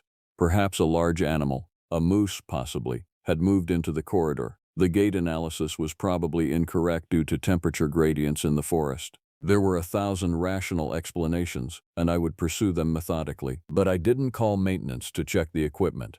And when night fell again, I positioned myself by the window with a thermal imaging scope and waited. Over the next 2 weeks, the creature returned 5 times. Each visit followed the same pattern. It would move through the forest, its thermal signature bright and distinct. It would approach the cabin, move to within 40 or 50 yards, and then retreat. It never attempted to enter. It never made any aggressive gestures, but it circled the cabin methodically, covering the same positions on each visit as if it were conducting a perimeter check. On May 15th, I made a decision. I would attempt to establish communication. It was foolish. Every guideline I had learned about wildlife management counseled against direct interaction with unidentified creatures. But I had spent 3 weeks watching this thing explore my territory. I had documented its patterns, calculated its movements, and analyzed its behavior. The only rational next step was to attempt contact. I waited until the evening of May 16th when the weather reports indicated clear skies and low wind. I placed a thermal tracking device, the kind we use to tag large animals for migration studies, in the clearing in front of the cabin. The device was passive, broadcasting only location and temperature readings. Then I dimmed the lights inside and waited. The creature arrived at 11:33 p.m. I watched it on the thermal imaging system as it moved toward the device. It approached slowly, carefully, lowering its massive frame to examine what I had left. For several minutes it did not move, simply observing the device from a distance. Then it picked it up. The thermal reading didn't change, which meant either the device was reading the creature's internal temperature, or it had somehow incorporated the device into its own mass. The creature straightened, the thermal signature expanding slightly as it stood to its full height. It was taller than I had initially estimated, nearly 7 feet, maybe more. The arm length was grotesquely long, extending nearly to the ankles. The chest was massive, deep and broad in a way that suggested musculature built for power rather than endurance. It turned toward the cabin, tracking device in its grip, and I could have sworn I felt its attention like a weight against the windows. Then it walked away, moving back into the forest, carrying my device with it. I didn't try to retrieve it. Instead, I packed a bag, locked the cabin, and drove to the main facility to speak with Helen. Helen's office was cold, lit by the pale glow of late afternoon filtering through vertical blinds. She listened to my account without interrupting, her expression unreadable. When I finished, she was silent for nearly a minute, studying a point on her desk between us. "Did you document this?" she finally asked. "Thermal imaging, audio recordings, tracking data. All of it's backed up to the server. Did you file any official reports?" "No. I wanted to speak with you first." Helen nodded slowly. "That was the correct choice. Let's keep it that way for now." She stood and walked to the window, pulling the blinds slightly aside to look out at the forest. "How much do you know about the history of this region?" "Nothing specific to the corridor. In 1952, a creature was spotted near Grafton. Multiple witnesses. The local newspaper covered it extensively. By the time the state authorities arrived, the thing was gone. There were footprints, very large, very strange. They were photographed and cataloged. Then the documentation disappeared." She turned back to me. "Not lost, disappeared. As in, someone collected every existing photograph and record and removed it from circulation." "What was it?" I asked. "The locals called it the Grafton Monster. They said it was 7, maybe 8 feet tall, with long arms and a humanoid face, but wrong somehow. Teeth too large, eyes too far apart, movements too fluid for something that size." Helen returned to her desk and pulled out a drawer, removing a manila folder containing 3 photographs. They were grainy, taken from a distance, but unmistakably genuine. They showed massive bipedal tracks, each foot easily 20 inches long, pressed deep into soil and clay. "These are copies," Helen said, "made before the originals were seized. I've kept them because I thought someday they might matter." Turns out I was right. Why would anyone suppress this information? Because certain organizations prefer the world to believe that civilization and human authority extend to every corner of the country. Because a 7-foot intelligent creature living in the national forest doesn't fit the narrative. Helen replaced the photographs. Because some facts are considered more dangerous than the ignorance they represent. She pulled out a second folder and slid it across the desk to me. Inside were research papers, newspaper clippings from 1952 and 1953, and handwritten notes. The accounts were consistent. A large creature, humanoid but distinctly other, had been spotted multiple times in the forest. Livestock had been killed. Hikers had reported encounters. Then, abruptly, the coverage had stopped. "What happened to it?" I asked. "That depends on whether you believe the official account or the local history," Helen said. "The official story is that the creature was never real. Mass hysteria, perhaps, or misidentification of a large bear or moose. The locals said it retreated deeper into the forest and has remained there ever since, avoided by anyone sensible enough to respect its territory." "Which version do you believe?" "I believe both. I believe something real was sighted in the 1950s. I believe it survived the subsequent hunts and disappearance from public attention. I believe it remains in that corridor, and I believe it's been establishing contact with whoever monitors its territory." Helen leaned back in her chair. "The previous ranger, Omar, encountered it directly in the latter weeks of his tenure. He was not equipped to handle that level of strangeness. He requested immediate transfer and was granted it without question. The position sat vacant for 6 months. Then you applied, and it seemed like we might actually get someone who could document the phenomenon responsibly." "You set me up for this," I said. "I informed you of a posting and you applied of your own volition. Everything else has been your own observation and your own judgment. But yes, I hoped you might eventually encounter evidence of unusual wildlife behavior. That's precisely what I hired you to investigate." I stood, needing to move, to distance myself from the carefully orchestrated situation I found myself in. If you knew about this, why not study it properly? Why hide behind thermal sensors and pretend we're just monitoring normal wildlife patterns? Because the moment this information becomes public, the land becomes a resource to be extracted or exploited. The creature becomes a specimen to be studied, contained, possibly eliminated. The wilderness becomes a laboratory. I've worked in this field long enough to know that the worst thing you can do to a wild creature is open it to the scrutiny of people who view all of nature as property. So you hide it, you suppress the knowledge, and pretend it doesn't exist. I preserve its autonomy, Helen said firmly. I allow it to exist beyond the reach of classification, study, and control. And I watch for any indication that it poses a danger to humans. What if it does? I asked. Then we deal with it appropriately at that time. But suppressing knowledge of something doesn't make it less real, and hiding from that knowledge is the most dangerous approach of all. I left the office in a state of profound disturbance. Helen had essentially admitted that the Park Service was engaged in a deliberate cover-up, allowing a dangerous animal to roam without official acknowledgement, but she had framed it as preservation, as protection of something wild and beyond human understanding. The problem was, I wasn't sure if I agreed with her logic. That night I drove back to the cabin. The forest seemed different, charged with a new awareness. Everything I saw could be a threat. Everything I heard could be the approach of something vast and hungry. Every shadow held potential danger. The cabin was undisturbed. The tracking device I had left had not been returned. I reviewed the thermal data and found that the creature had approached within 20 feet of the main door at 2:15 a.m., then retreated without attempting entry. It was smart. Whatever it was learning the parameters of human behavior and response. It understood boundaries and consequences. It was testing, probing, establishing what it could and could not do in proximity to human habitation. I realized, with a sudden clarity that made my hands shake, that I was being studied, not captured or threatened, but observed and assessed, the same way I had been observing the creature. We were locked in a mutual investigation, separated only by the walls of the cabin and the invisible line between human and animal understanding. That night I did something I had not done since arriving at the posting. I called my sister Audrey in Maryland. She was a therapist, and if anyone could help me understand whether my perceptions were accurate or whether isolation and stress had begun to distort my judgment, it would be her. "Marco," she said, answering on the second ring. "What's wrong?" I told her everything.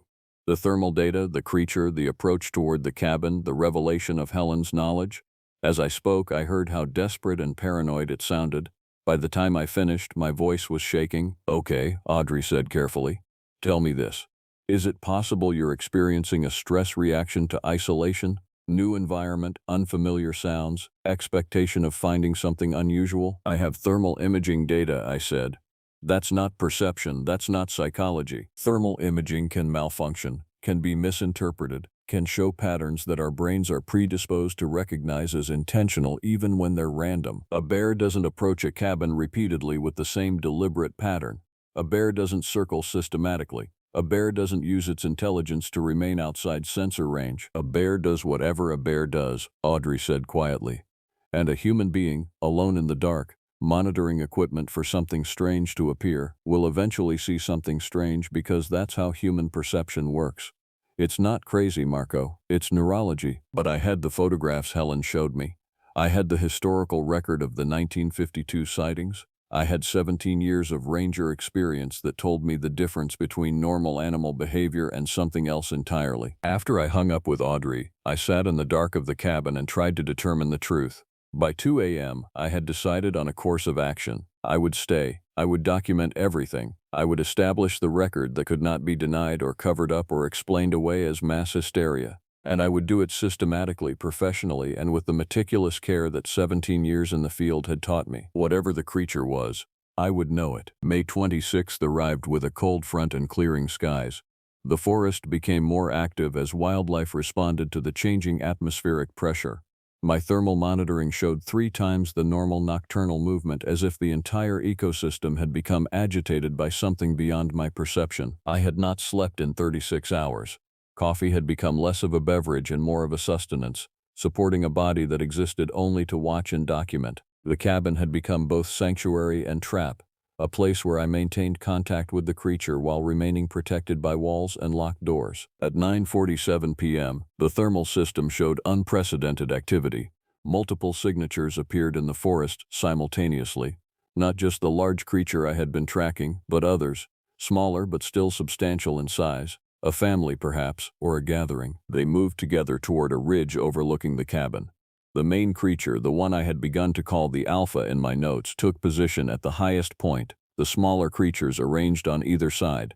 The arrangement suggested hierarchy, communication, purpose. They held their positions for 40 minutes while I watched, my hands steady as I documented everything. This was what I had been waiting for. Evidence of behavior that extended beyond solitary foraging or simple territorial maintenance. Evidence of social structure, family bonds, perhaps even culture. Then, at 10:28 p.m., they began to vocalize. The sounds came through the acoustic sensors, deep, resonant calls that seemed to vibrate through the floor of the cabin. They were not animal sounds. They had structure, patterns, something approaching language, long, sustaining tones, followed by shorter, sharper calls. Responses from the smaller creatures, a conversation of some kind. And then underneath it all, I heard something else. A lower frequency, barely at the edge of hearing. It seemed to come from the earth itself, a thrumming that I could feel in my bones but could not quite perceive as sound. I made the decision to step outside. Every training, every instinct, every logical thought counseled against it. I was alone, it was dark, and there were multiple large creatures whose nature and behavior remained essentially unknown. A responsible ranger would have retreated to the vehicle and driven to the main facility for backup and guidance. I stepped onto the porch. The night was cold, far colder than the weather forecast had suggested. The sky was clear, stars impossibly bright overhead. The forest was a dark mass surrounding the small circle of the cabin, and within that darkness, shapes moved against the thermal gradients. The vocalizations stopped. In that sudden silence, more profound than any quiet I had experienced before, I became aware of being observed, not by one creature but by several. I could not see them, but I could feel the attention like a weight, pressing against my skin from multiple angles. Then the Alpha emerged from the darkness. It walked down the ridge slowly, each step deliberate and careful. As it emerged into the light from the cabin windows, I saw it clearly for the first time. The creature was more human than I had expected, or perhaps more monstrous. Its face was roughly humanoid, with eyes set forward like a predator's, but they were large, luminous in the dark, reflecting the cabin light like a cat's. Its mouth was too wide, splitting the face asymmetrically, and when it opened to vocalize, I saw teeth that were far too large and far too numerous for the jaw that held them. Its body was covered in a dark fur or hair, matted in places, clean in others.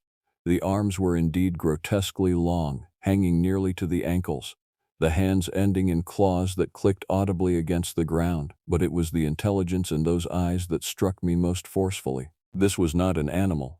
This was a conscious being, assessing me, making decisions about my presence and my threat level. We stood perhaps 30 feet apart. The Alpha made a low sound, a questioning vocalization. Behind it, from the darkness, I heard movement as the smaller creatures shifted closer. I wanted to speak. I wanted to establish communication.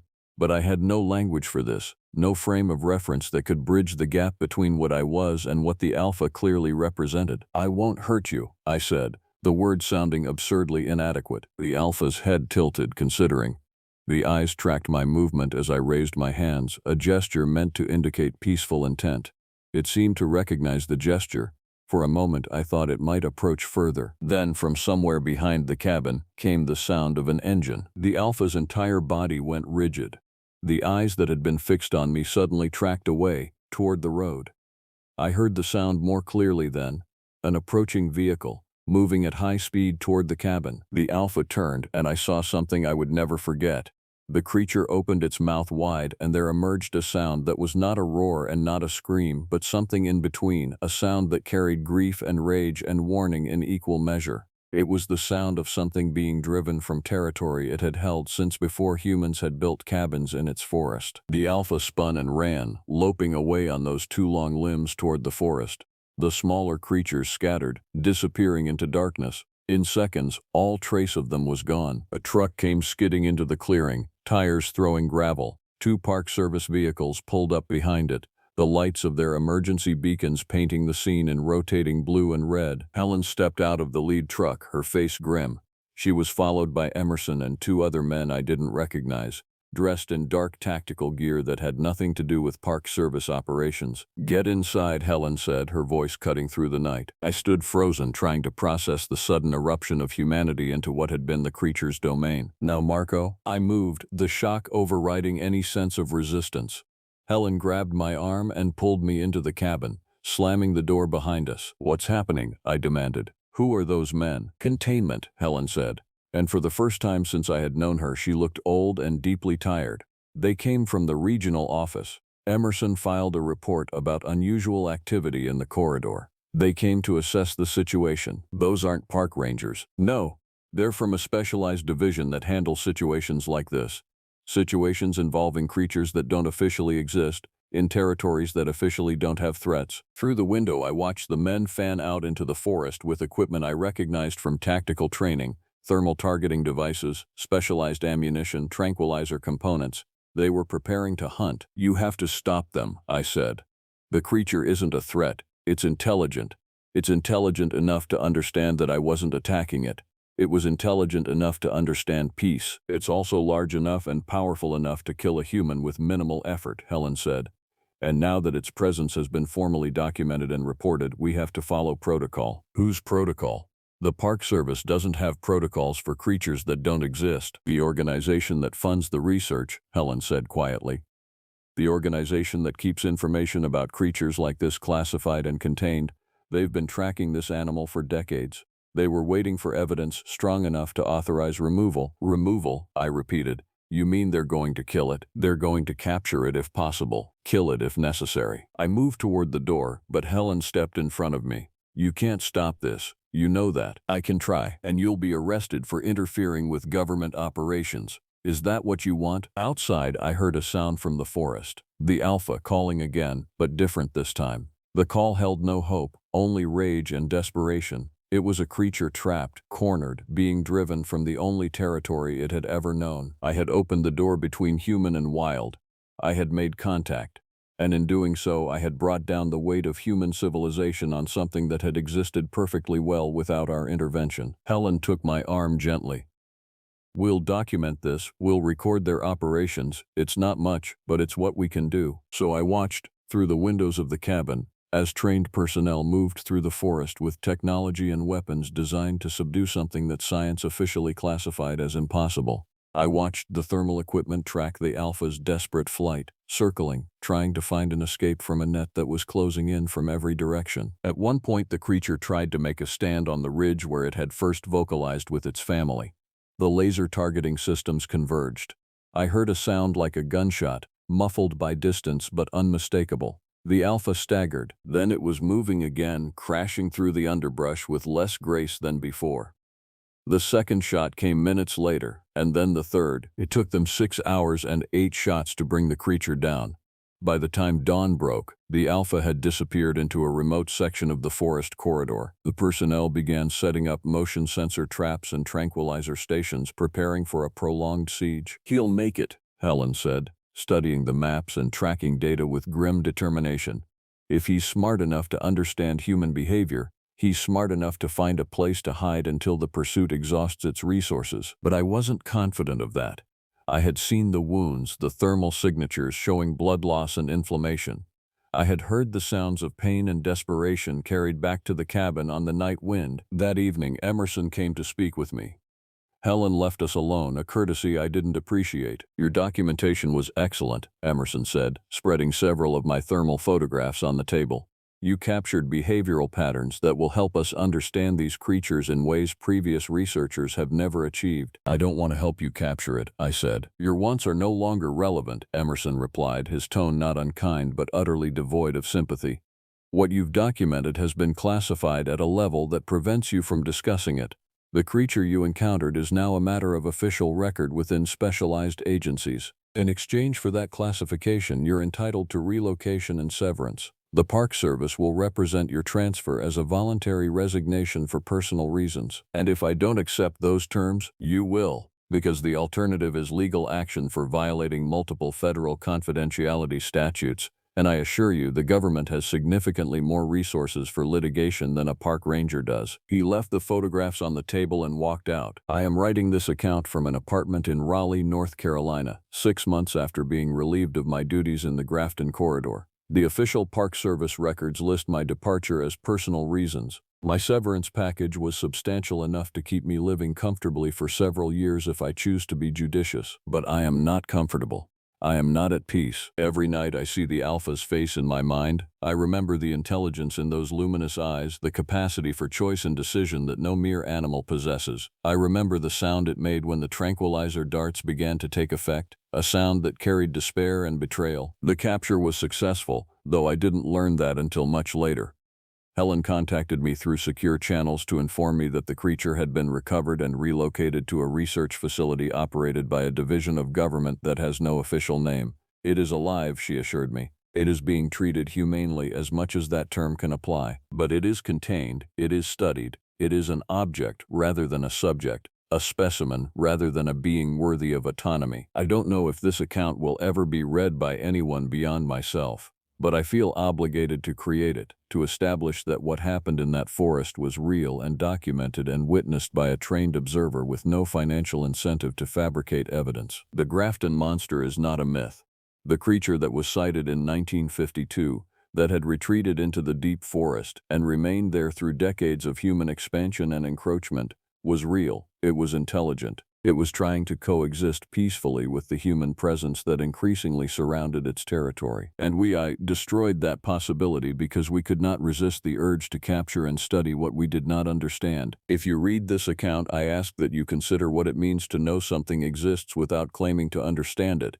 I ask that you consider the value of allowing wild things to remain wild, beyond our comprehension and our control. The last recorded activity at the thermal monitoring station in the Grafton corridor occurred on May 30, 2019 at 3:22 a.m. A single thermal signature, significantly smaller than the alpha, approached the cabin. It remained on the porch for 17 minutes. Then it was gone. I would like to believe it was one of the smaller creatures, returning to the place where a human had shown it kindness, to the place where its family member had been taken.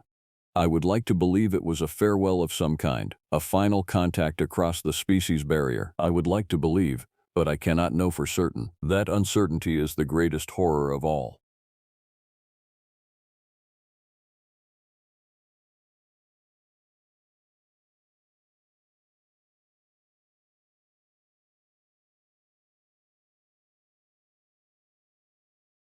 The smell hit me first. Not all at once, but in waves over 3 days. That's what I remember most clearly now, when the nightmares wake me at 3 a.m. and I sit in my kitchen with all the lights on, hands wrapped around coffee that's gone cold an hour ago. It wasn't the smell of deer carcass or bear spill. I've worked these mountains for 17 years. I know what death smells like up here. This was different, metallic, spoiled meat mixed with copper and something else. Something organic and wrong that my mind couldn't properly catalog. My name is Dakota, though most people in the small town of Ridgemont don't know that. They call me Tom, or the Ranger, or sometimes just nod when they see me at the supply store. I prefer it that way. That November started wet, unusual for the season. We'd had 30 days of rain, the kind that soaks through layers and makes the mountain paths treacherous with runoff. I was doing a standard perimeter check on the eastern ridge, routine work that I'd done hundreds of times. The preserve covers 43 square miles of protected forest, and the state required monthly patrols of the outer boundaries. Most of the work was boring, documentation, looking for illegal logging marks or poacher camps, making sure the no trespassing signs hadn't been defaced. The smell was coming from Bear Hollow, a ravine about 2 miles northeast of the main ridge trail. I recorded it in my log on November 14th.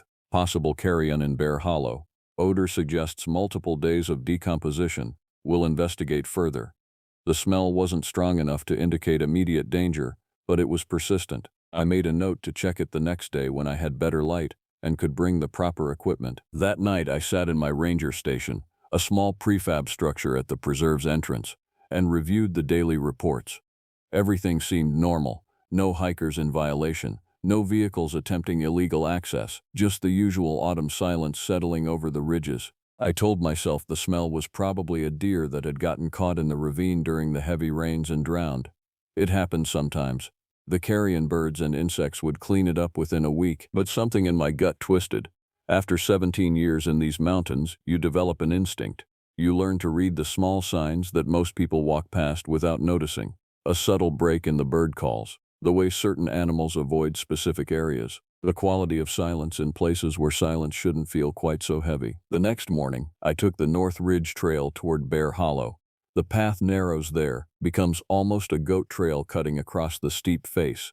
I was carrying my rifle, not because I thought I'd need it, but because you always carry it in bear country, and these mountains still had bears. I also had my canteen, a full field kit, and my phone, though cell service was spotty that far out. The smell grew stronger as I approached the hollow. Unmistakably organic, unmistakably meat, but still that wrong quality underneath it. Sharp and acrid in a way I couldn't place.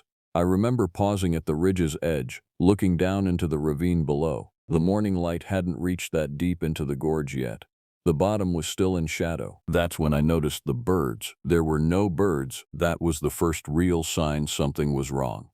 That time of year, the ridges should be alive with movement. Chickadees, nuthatches, the occasional jay. But that entire side of the mountain was silent, dead air silent. The kind of silence that makes your inner ear feel pressurized. I descended carefully. The rocks were slick with moss and recent rain. My boots found purchase on the steeper sections, and I kept one hand on the cliff face for stability. The smell intensified as I dropped into the ravine itself. It was thick now, coating the back of my throat. I pulled my bandana up over my nose, though it didn't help much. The carcass was about 40 yards into the hollow, caught in a tangle of deadfall at the ravine's lowest point. At first, I couldn't process what I was looking at. My mind kept trying to match it against known categories: deer, black bear, even a mountain lion, though we haven't had confirmed cougar sightings in this region for over 100 years. But the shape was wrong for all of them. The size was wrong. The way the bones were arranged was wrong. It was large, much larger than a deer. The skeletal structure suggested something bipedal, which my conscious mind immediately rejected. No large bipedal animals lived in these mountains. Not anymore, not for centuries. But the bones I was looking at were thick and dense, with heavy articulation points at the joints. The skull was partially exposed where the carrion birds, and whatever else, had done their work. The jaw was disproportionately wide. I forced myself to approach it despite every instinct screaming at me to leave. The remains were advanced in decomposition. Maggots were still active in the deeper tissues, which meant the death had occurred within the last 2 to 3 weeks. The bones showed signs of trauma, deep breaks and fractures that suggested either a catastrophic fall or something else, something I didn't want to consider. What struck me most was the pattern of the bones. They weren't scattered randomly as they would have been if the animal had fallen and died. They were arranged, deliberate, as if something had positioned them after the fact. I've seen predator kills. I've seen animals that have been caught and torn apart. This was different. This was organized. Ritualistic, almost. I took photographs with my phone, marking the location on my GPS. My hands were shaking. I told myself it was the cold. The temperature was dropping as the sun climbed. The wind in the ravine carried a sharp bite. But I knew it wasn't the cold. The smell suddenly intensified. Waves of it. Rotten meat and that metallic undertone so strong I gagged. I backed away from the carcass, my eyes watering. That's when I realized something. The smell was getting stronger in real time, not from the old decomposition, but from something fresh. The sound came next, a low croaking cry from deeper in the ravine, from the shadows where the sun still hadn't reached. It wasn't a bird. It wasn't anything I'd ever heard before. I was out of that ravine in minutes, moving as carefully as I could without actually running. Once I reached the ridge trail, I kept walking fast, my back prickling with the sensation of being watched. I didn't look back. That evening I filed a report with the park headquarters in the state capital. I described finding a large animal carcass of undetermined species in Bear Hollow and noted that the remains showed signs of unusual trauma. I marked it as a priority tokens name and low issue, though my hands were still shaking as I typed.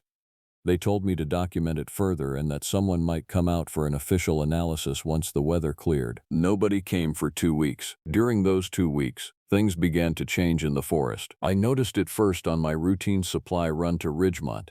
The animals in town, the dogs chained outside the feed store, the cats that usually lounged on the porches of the main street, they were nervous, skittish. Mrs. Chen, who runs the general store, mentioned that her rabbit hutches had been breached twice in 1 week. No animals had gotten in, but the rabbits were in such a panic they'd hurt themselves trying to escape. The hutches' latches had been tampered with, not broken, just opened. Probably just a possum or a coon, I told her, but I could hear the uncertainty in my own voice. The sounds started the 3rd week of November. They came from the deep forest, from the parts of the preserve where the ridges narrow into canyons and the ravines become so deep that even the summer sun only touches them for a few hours.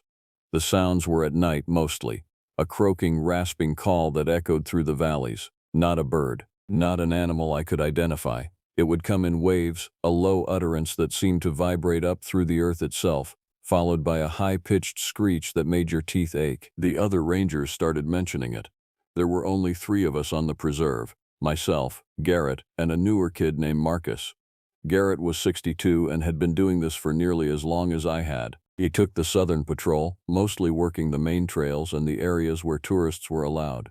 Marcus, barely 24, covered the western sections and usually worked the information booth at the entrance. "You hearing those sounds?" Garrett asked me on November 22nd when we passed in the parking lot. "Yeah," I said.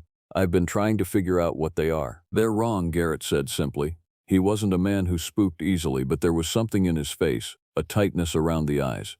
"I worked predator control down in Georgia for 5 years before I came up here. That ain't any animal I know." "Could be something migrating through," I said, not believing it even as I said it. "Wind patterns change. Sometimes animals get displaced." "Maybe," Garrett said, but he didn't sound convinced. "The smell never left. It would fade some days, almost disappear completely, then come back stronger than before. It drifted across different parts of the preserve in waves, as if something was moving through the forest, leaving a trail of stench in its wake." By the last week of November, I knew I had to go back to Bear Hollow. The remains I'd found had been there for at least 3 weeks by that point.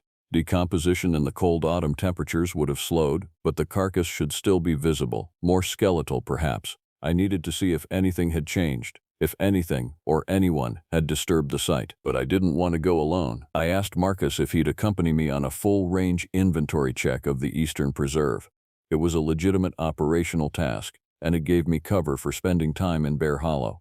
Marcus was young and eager, still in that phase where he wanted to prove himself. He didn't ask many questions. We planned for an early start on November 28th. That night, I didn't sleep. I sat in my ranger station and listened to the sounds coming from the forest. They were closer than before, more frequent, and underneath the croaking calls, I started to hear other things, movements through the brush that were too large and too purposeful to be normal forest fauna. Something moving through the darkness with intention. Around 2 a.m. I heard it outside my station, not the call but actual movement. Footsteps, heavy footsteps in the gravel parking lot. I stood and looked out the window, my hand on my rifle. Nothing was there, but the gravel showed disturbance. Large, deep impressions as if something very heavy had walked in slow circles around my building. The impressions were too broad to be human, too far apart. I locked the doors and kept the lights on all night. By morning, I'd convinced myself it was a bear, a large one passing through. Bears sometimes exhibited odd behavior. They could seem almost human-like in their movements if you weren't paying full attention. Shadows played tricks in the dark, but when I examined the tracks in daylight, that explanation fell apart. The impressions were vaguely foot-like, but the spacing and depth were wrong for any bear I'd ever encountered. And there were claw marks, but not like any claw mark I knew.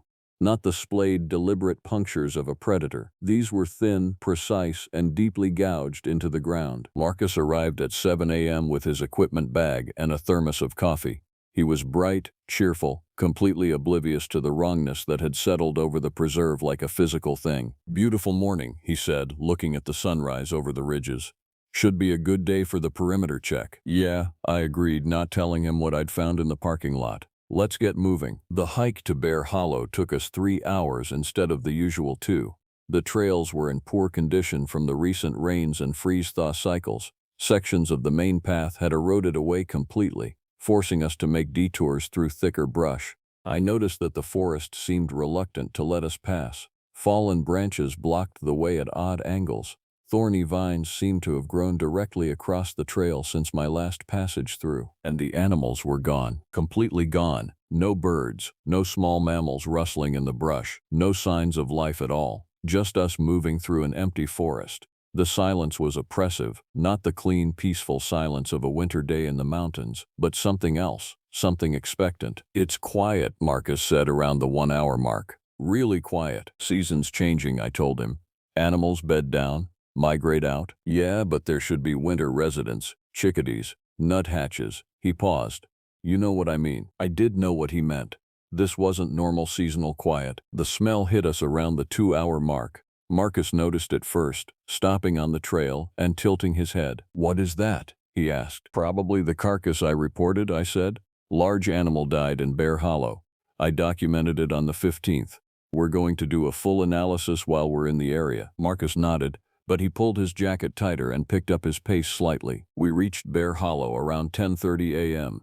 The ravine looked different in the late fall morning light, less threatening somehow, more just a natural feature of the landscape. But that false sense of security evaporated as soon as we approached the edge. The bones were gone. Where the carcass had been, caught in the tangle of deadfall in the ravine's lowest section, there was nothing, no bones, no scattered remains, no evidence that anything had ever been there. "Are you sure this is the right spot?" Marcus asked. I checked my GPS. The coordinates matched exactly. This was the location. I looked around at the deadfall, the arrangement of logs and branches. Everything was exactly as I remembered except for the carcass itself. "It was here," I said. "Maybe you got the location wrong?" There was an edge of doubt in Marcus's voice. "Or maybe the coyotes dragged it off. Or, I have GPS coordinates," I said more sharply than I intended. "This is exactly where I found it." I examined the area more carefully. The ground was disturbed. Soil had been churned up. There were drag marks leading away from the deadfall, into the deeper shadows of the ravine, marks that looked like something very large had been pulled through the brush. But something else caught my eye. In the soft soil at the ravine's edge there were footprints, not human footprints, not animal prints. Something in between. They were large, nearly 18 inches long, I'd estimate, 5-toed with what looked like claws or very thick nails at the ends of each digit. The weight distribution suggested bipedal movement, but the shape was wrong for human feet. The angles were alien. The spacing and the depth of the impressions indicated something far heavier than a human carrying the weight in a very different way than any human could. "What are those?" Marcus whispered. "Don't know," I said. My mouth had gone dry. "Could be." The smell hit us, all at once, overwhelming. Rotten meat and copper and something else, something acrid and burning that made your eyes water. We both gagged. It was coming from the ravine, from the deeper sections where the sunlight never reached. That's when we heard it, the croaking call, but closer than I'd ever heard it before. Underneath it, something else. Breathing. Heavy, labored breathing, almost like a bellows. The sound of something very large drawing oxygen through tissues that shouldn't exist. "We need to go," I said, grabbing Marcus's arm. "Now." "What is that?" he asked. He was pale beneath his tan, eyes wide. "What the fuck is that?" "Doesn't matter. We're leaving." I pulled him away from the ravine's edge, back toward the main trail. We didn't run. Running would have been worse, would have triggered something in the predatory part of whatever was in that ravine. But we moved fast, deliberately, with purpose. The sounds followed us. Not physically, not at first. The breathing and the croaking were still coming from the ravine, echoing off the rocks and traveling through the forest like the creature was speaking to the mountains themselves. But there was movement in the trees to our left, parallel to our path, something large moving through the underbrush with terrible purpose. I didn't look. I kept my eyes on the trail ahead and kept pulling Marcus along. His breath was coming in short, panicked gasps. "What is it?" he kept asking. "What is it? What is it?" "Don't stop.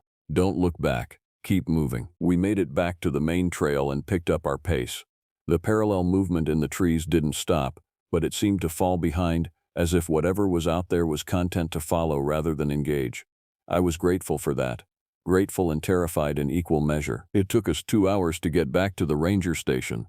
Marcus didn't speak much during the walk, and I was too focused on not falling apart to make conversation. My hands wouldn't stop shaking. My vision kept going slightly blurry. I recognized the signs of profound shock, but there was nothing I could do to stop it. When we got back to the station, Marcus sat down on the bench outside and just stared at nothing for a solid 20 minutes. Finally, he stood up and went to his car. "I'm filing a report with headquarters," he said. His voice was hollow. I'm telling them something is wrong out here. Something is very wrong. Tell them the carcass is missing, I said. Tell them there are unidentified prints in Bear Hollow.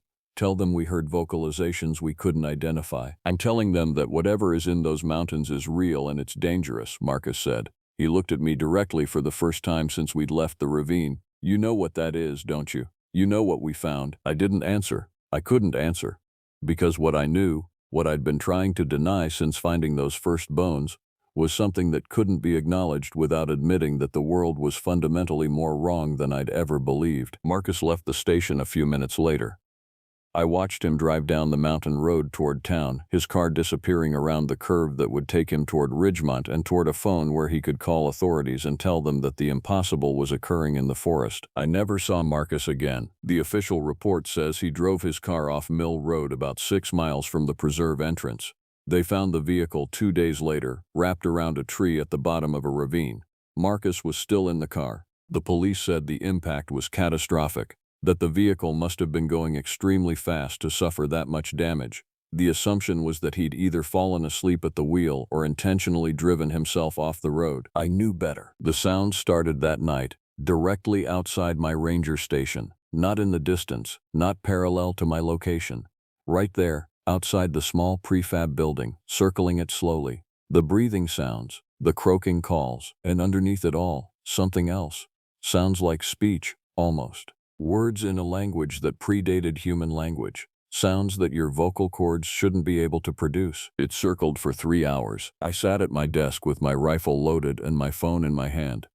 The cell service was unusable. Every time I tried to call out, I got nothing but static. The radio was the same. I was completely cut off. The creature, because I couldn't keep calling it anything else, couldn't keep pretending I didn't know what was out there. The creature tested the doors and windows, not roughly, not like something just investigating, but methodically, testing the locks, testing the structural integrity of the frame, testing whether it could get inside. It couldn't. The station was built to withstand weather and minor predator encounters.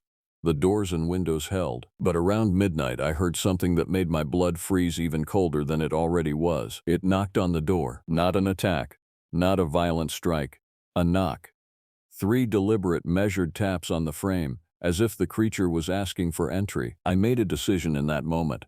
I picked up my rifle, walked to the door, and opened it. There was nothing there. The parking lot was empty.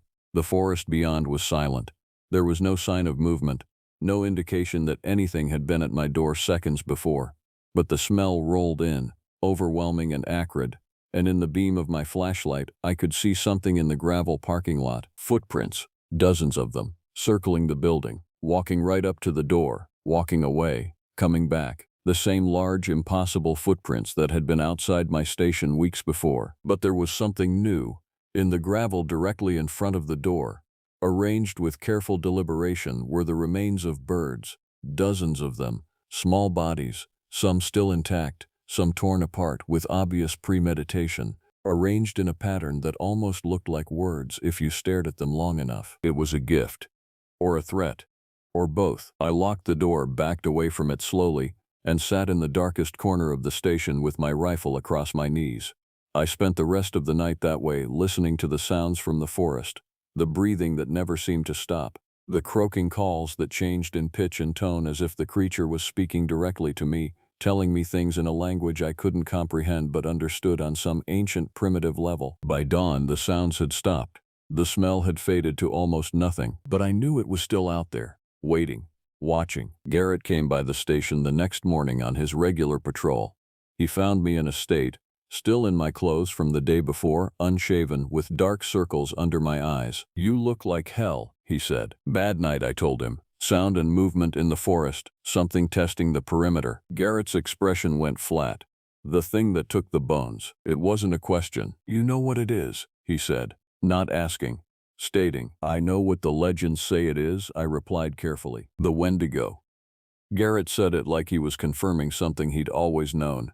That's what people used to call it, before the reservations, before everyone agreed to pretend that the mountains didn't have anything older and meaner than bears living in them. "Wendigo is a legend," I said, but my voice was hollow. "So are a lot of things, until you meet one," Garrett said. "I knew my grandfather. He was from the reservation down in Tennessee. He used to tell stories about the hunger, about the old things that lived in the mountains before humans came, about what happened to people who went too far into the forest. Those are stories, I said. They're warnings, Garrett countered, and warnings usually come from experience.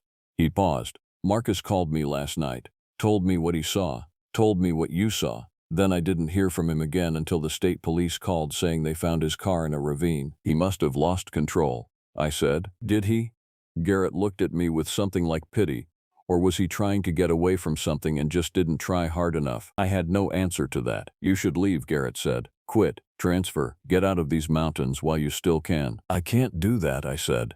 This is my job. This is where that thing lives, Garrett said flatly. And it's hungry. It's always hungry. The hunger is what defines it. That's what the old stories say. That's what my grandfather told me. It feeds because it has to feed, because the hunger is the thing that exists at the center of what it is. And right now it's aware of you. How do you know it's aware of? Because I've seen the signs, Garrett said. He pulled off his jacket.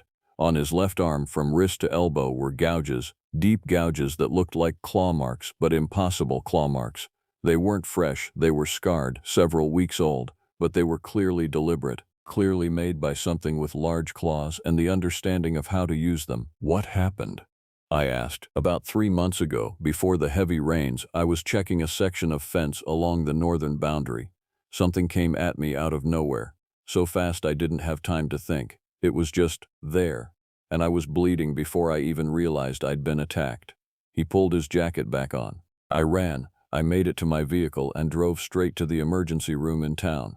I told them I got caught on some barbed wire. They didn't question it much. Why didn't you report it? I asked. Why didn't you tell headquarters? Because they wouldn't have believed me, Garrett said, and because I knew what had happened, and I knew that if I reported it, headquarters would either think I was crazy or they'd send up some kind of response team, and a response team would only make it angrier. It's already angry, I said. It killed Marcus. Did it? Garrett asked, or did it just leave him a way out? Maybe Marcus was smart enough to take it. He walked toward the door. I'm transferring. I'm putting in my resignation tomorrow. I'm leaving the mountains. You should too, Dakota, while you can still drive a car in a straight line. I didn't leave. I don't know why.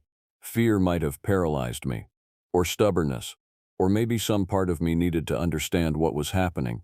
Needed to find some rational explanation for the irrational things occurring in my mountains. The next week, I went back to Bear Hollow alone. It was a stupid decision. Looking back now, it was one of the stupidest things I've ever done. But I was haunted by questions. Where had the bones gone? How was something that large moving through the forest without leaving significant evidence? What was it eating if it had taken the original carcass? The hike-in was tense. Every step felt like trespassing. The forest was watching. I could feel it in the pressure of the air, in the wrongness of the silence. The birds still weren't present. The small animals hadn't returned. It was just me and the trees and the terrible sense that something very large was aware of my presence. I descended into Bear Hollow alone, moving carefully along the ravine's edge. The smell was back, even worse than before. Rotten meat and copper and something underneath it like spoiled fat and burning hair. The arrangement of logs and deadfall where I'd first found the carcass looked disturbed. Logs had been moved, new paths had been created through the debris, paths that were obviously used regularly, paths made by something very heavy. That's when I noticed the bones, not the large carcass I'd first found, but smaller bones scattered across the ravine floor. Deer bones mostly. Some with fresh gouges where flesh had been torn away, some showing signs of having been deliberately broken, the marrow sucked out with precision. These were kills, multiple kills, recent kills. The predator pattern was obvious. The Wendigo, and I'd stopped trying to call it anything else, was hunting. It was moving through the forest, finding prey, bringing it here to feed. The ravine was a feeding ground. I examined the bones more closely, trying to estimate how many animals had been killed. 20, 30, maybe more, all within the last few weeks. That's a lot of meat for one animal, even a large one, especially during the season when smaller prey should be scarce, unless it wasn't hunting for sustenance. Unless the hunger Garrett had mentioned was something deeper, something that couldn't be satisfied by regular feeding. I was so focused on the bones that I didn't notice the marks on the cliff face until I was almost on top of them. Claw marks? Deep gouges in the stone, hundreds of them arranged in what looked almost like patterns. I ran my hand across them, feeling the depth. These weren't fresh. Some looked years old, maybe decades, a history written in stone. And then I saw something that made my blood freeze. Names, carved into the rock. Human names, crude and desperate. Some deep enough to have penetrated inches into the stone. Michael, Sarah, Thomas, Jenny, dozens of names. Some old enough that lichen had begun to cover them. Some relatively fresh, the carved letters still showing raw stone underneath. These were people. People who had come into this ravine. People who had encountered the thing that lived here. People who hadn't left. I scrambled backward, my boots slipping on loose stone. I caught myself against the cliff face, my breath coming in ragged gasps. This was a grave. Not a burial site, but a grave in the sense that people had died here. Left messages here. Left evidence of their existence before they ended. That's when I heard it. The sound was different from the croaking calls I'd heard before. It was more structured, more deliberate, almost like speech. The creature was somewhere in the upper sections of the ravine, beyond the shadows where the sunlight never reached, and it was vocalizing, calling to me. I should have run. Every survival instinct I had was screaming at me to get out of that ravine, get back to the main trail, and keep going until I was out of the mountains entirely. But I couldn't move. The calling grew louder, more insistent. The sound of breathing that didn't sound like breathing, a wet, rasping inhalation like lungs that were never meant to process air. The smell intensified until I was gagging, and then slowly shapes began to coalesce in the shadows of the upper ravine. It was tall, impossibly tall. Nearly 10 feet, maybe taller. The shape was vaguely humanoid but wrong in every way. The proportions were distorted, limbs too long, too articulated. The head was disproportionately large, with angles that didn't match any skull I'd ever seen. The skin, if you could call it that, looked like pulled leather, gray-white, and stretched tight over a frame that was clearly far larger underneath. There were no eyes that I could see, just dark hollows in the skull. No mouth as such, but a gaping hole where the jaw should be. A void that seemed deeper than it should be possible. The smell came off it in waves. The reek of spoiled meat and something else, something acidic that burned the inside of your nose. It stood there unmoving, just watching me with those empty eye sockets. I realized that it didn't need eyes. It could sense me. It knew exactly where I was and what I was feeling. And it was hungry. The hunger was a physical thing in that ravine. It pressed down on me like weight. Like something trying to crush me through sheer force of presence. The hunger was the entire point of the creature's existence. It was what defined it. It was what it was. I was prey, and prey was what it hunted. I ran up the ravine toward daylight, slipping and scrambling on loose stone, my hands and knees taking damage that I didn't feel in that moment. Behind me I could hear it coming. Not fast. It didn't need to be fast. It had patience. It had all the time in the world. The sounds it was making were the most terrifying thing I'd ever heard.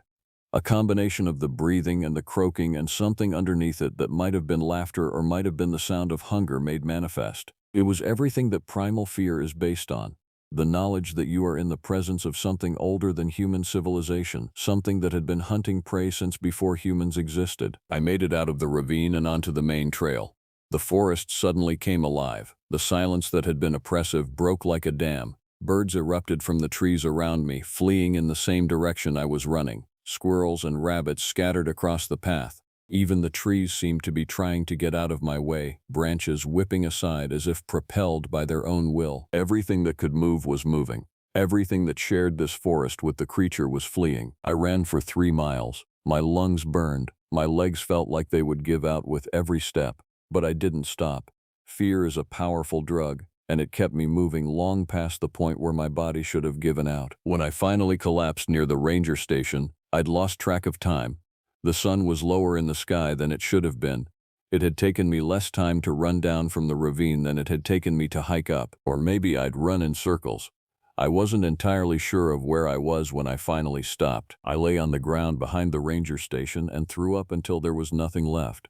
My hands were scraped raw, my knees were bleeding, I'd torn my jacket, my entire body was shaking, but I was alive. The question was how long that would remain true. That night, I called the state police. I told them that I'd discovered evidence of multiple missing persons in Bear Hollow, that there were names carved into the rock there, that there were remains of numerous animals, that there was clear indication that something was using the ravine as a feeding ground. The state police sent a unit out the next morning.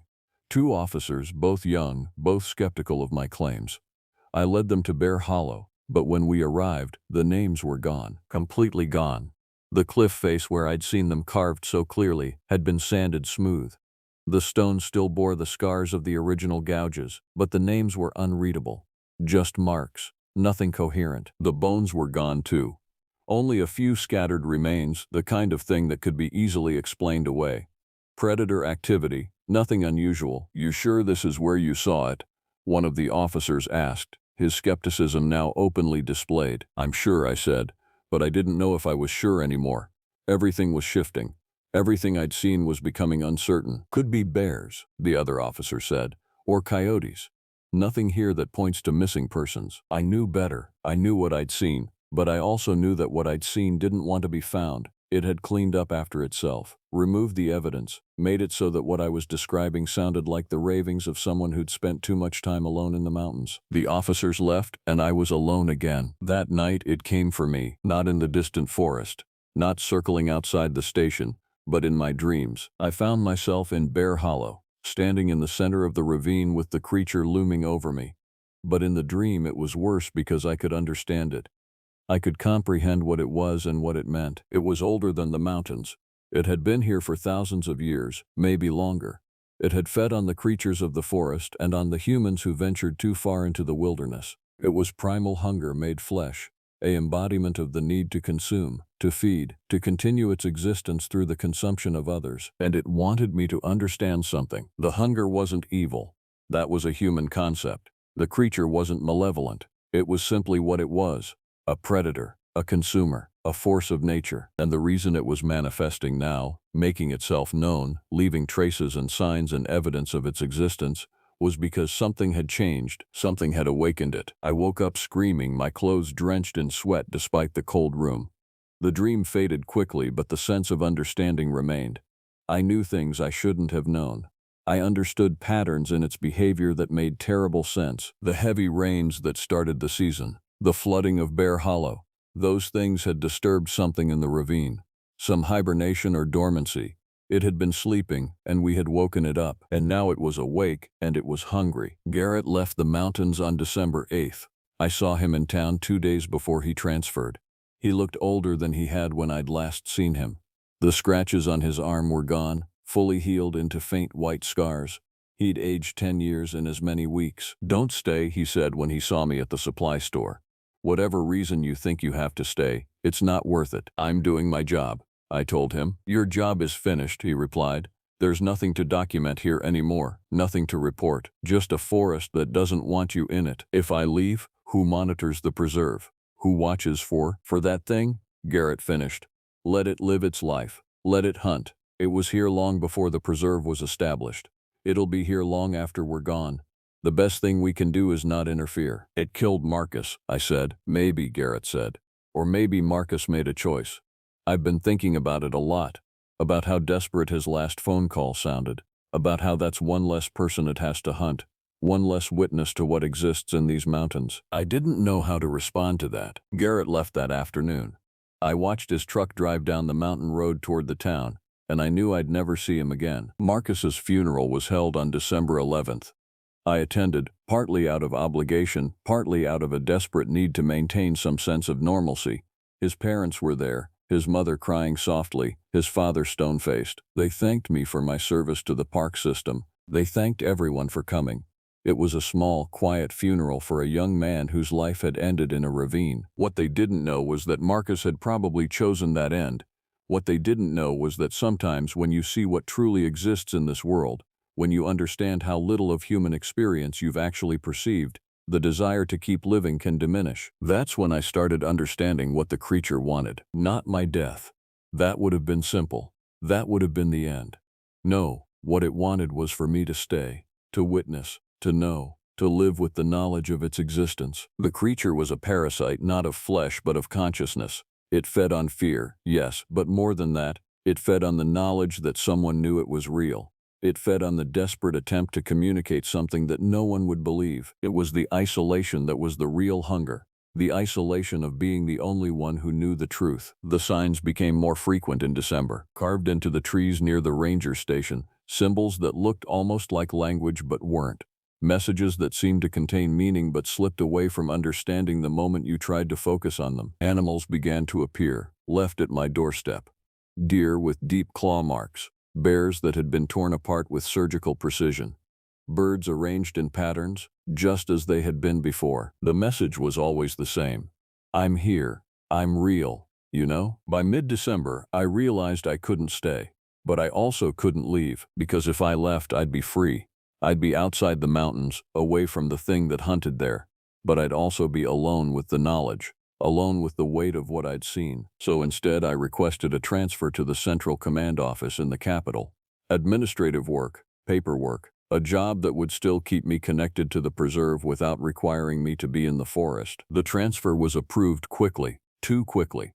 As if someone, somewhere, wanted me as far away from the mountains as possible while still remaining part of the system. On December 28th, I packed my belongings from the ranger station. I loaded my truck. I drove down the mountain one last time. As I was passing the entrance to the preserve, I saw it, standing at the tree line, partially hidden in shadow, was a figure, large, impossibly tall, the same creature I'd seen in Bear Hollow, but somehow more solid now. More real. It stood perfectly still, watching me drive past. And I understood in that moment that it was satisfied. I had witnessed. I had survived. I would carry the knowledge with me for the rest of my life. I would be the hunger's messenger, whether I wanted to be or not. I moved to the capital city.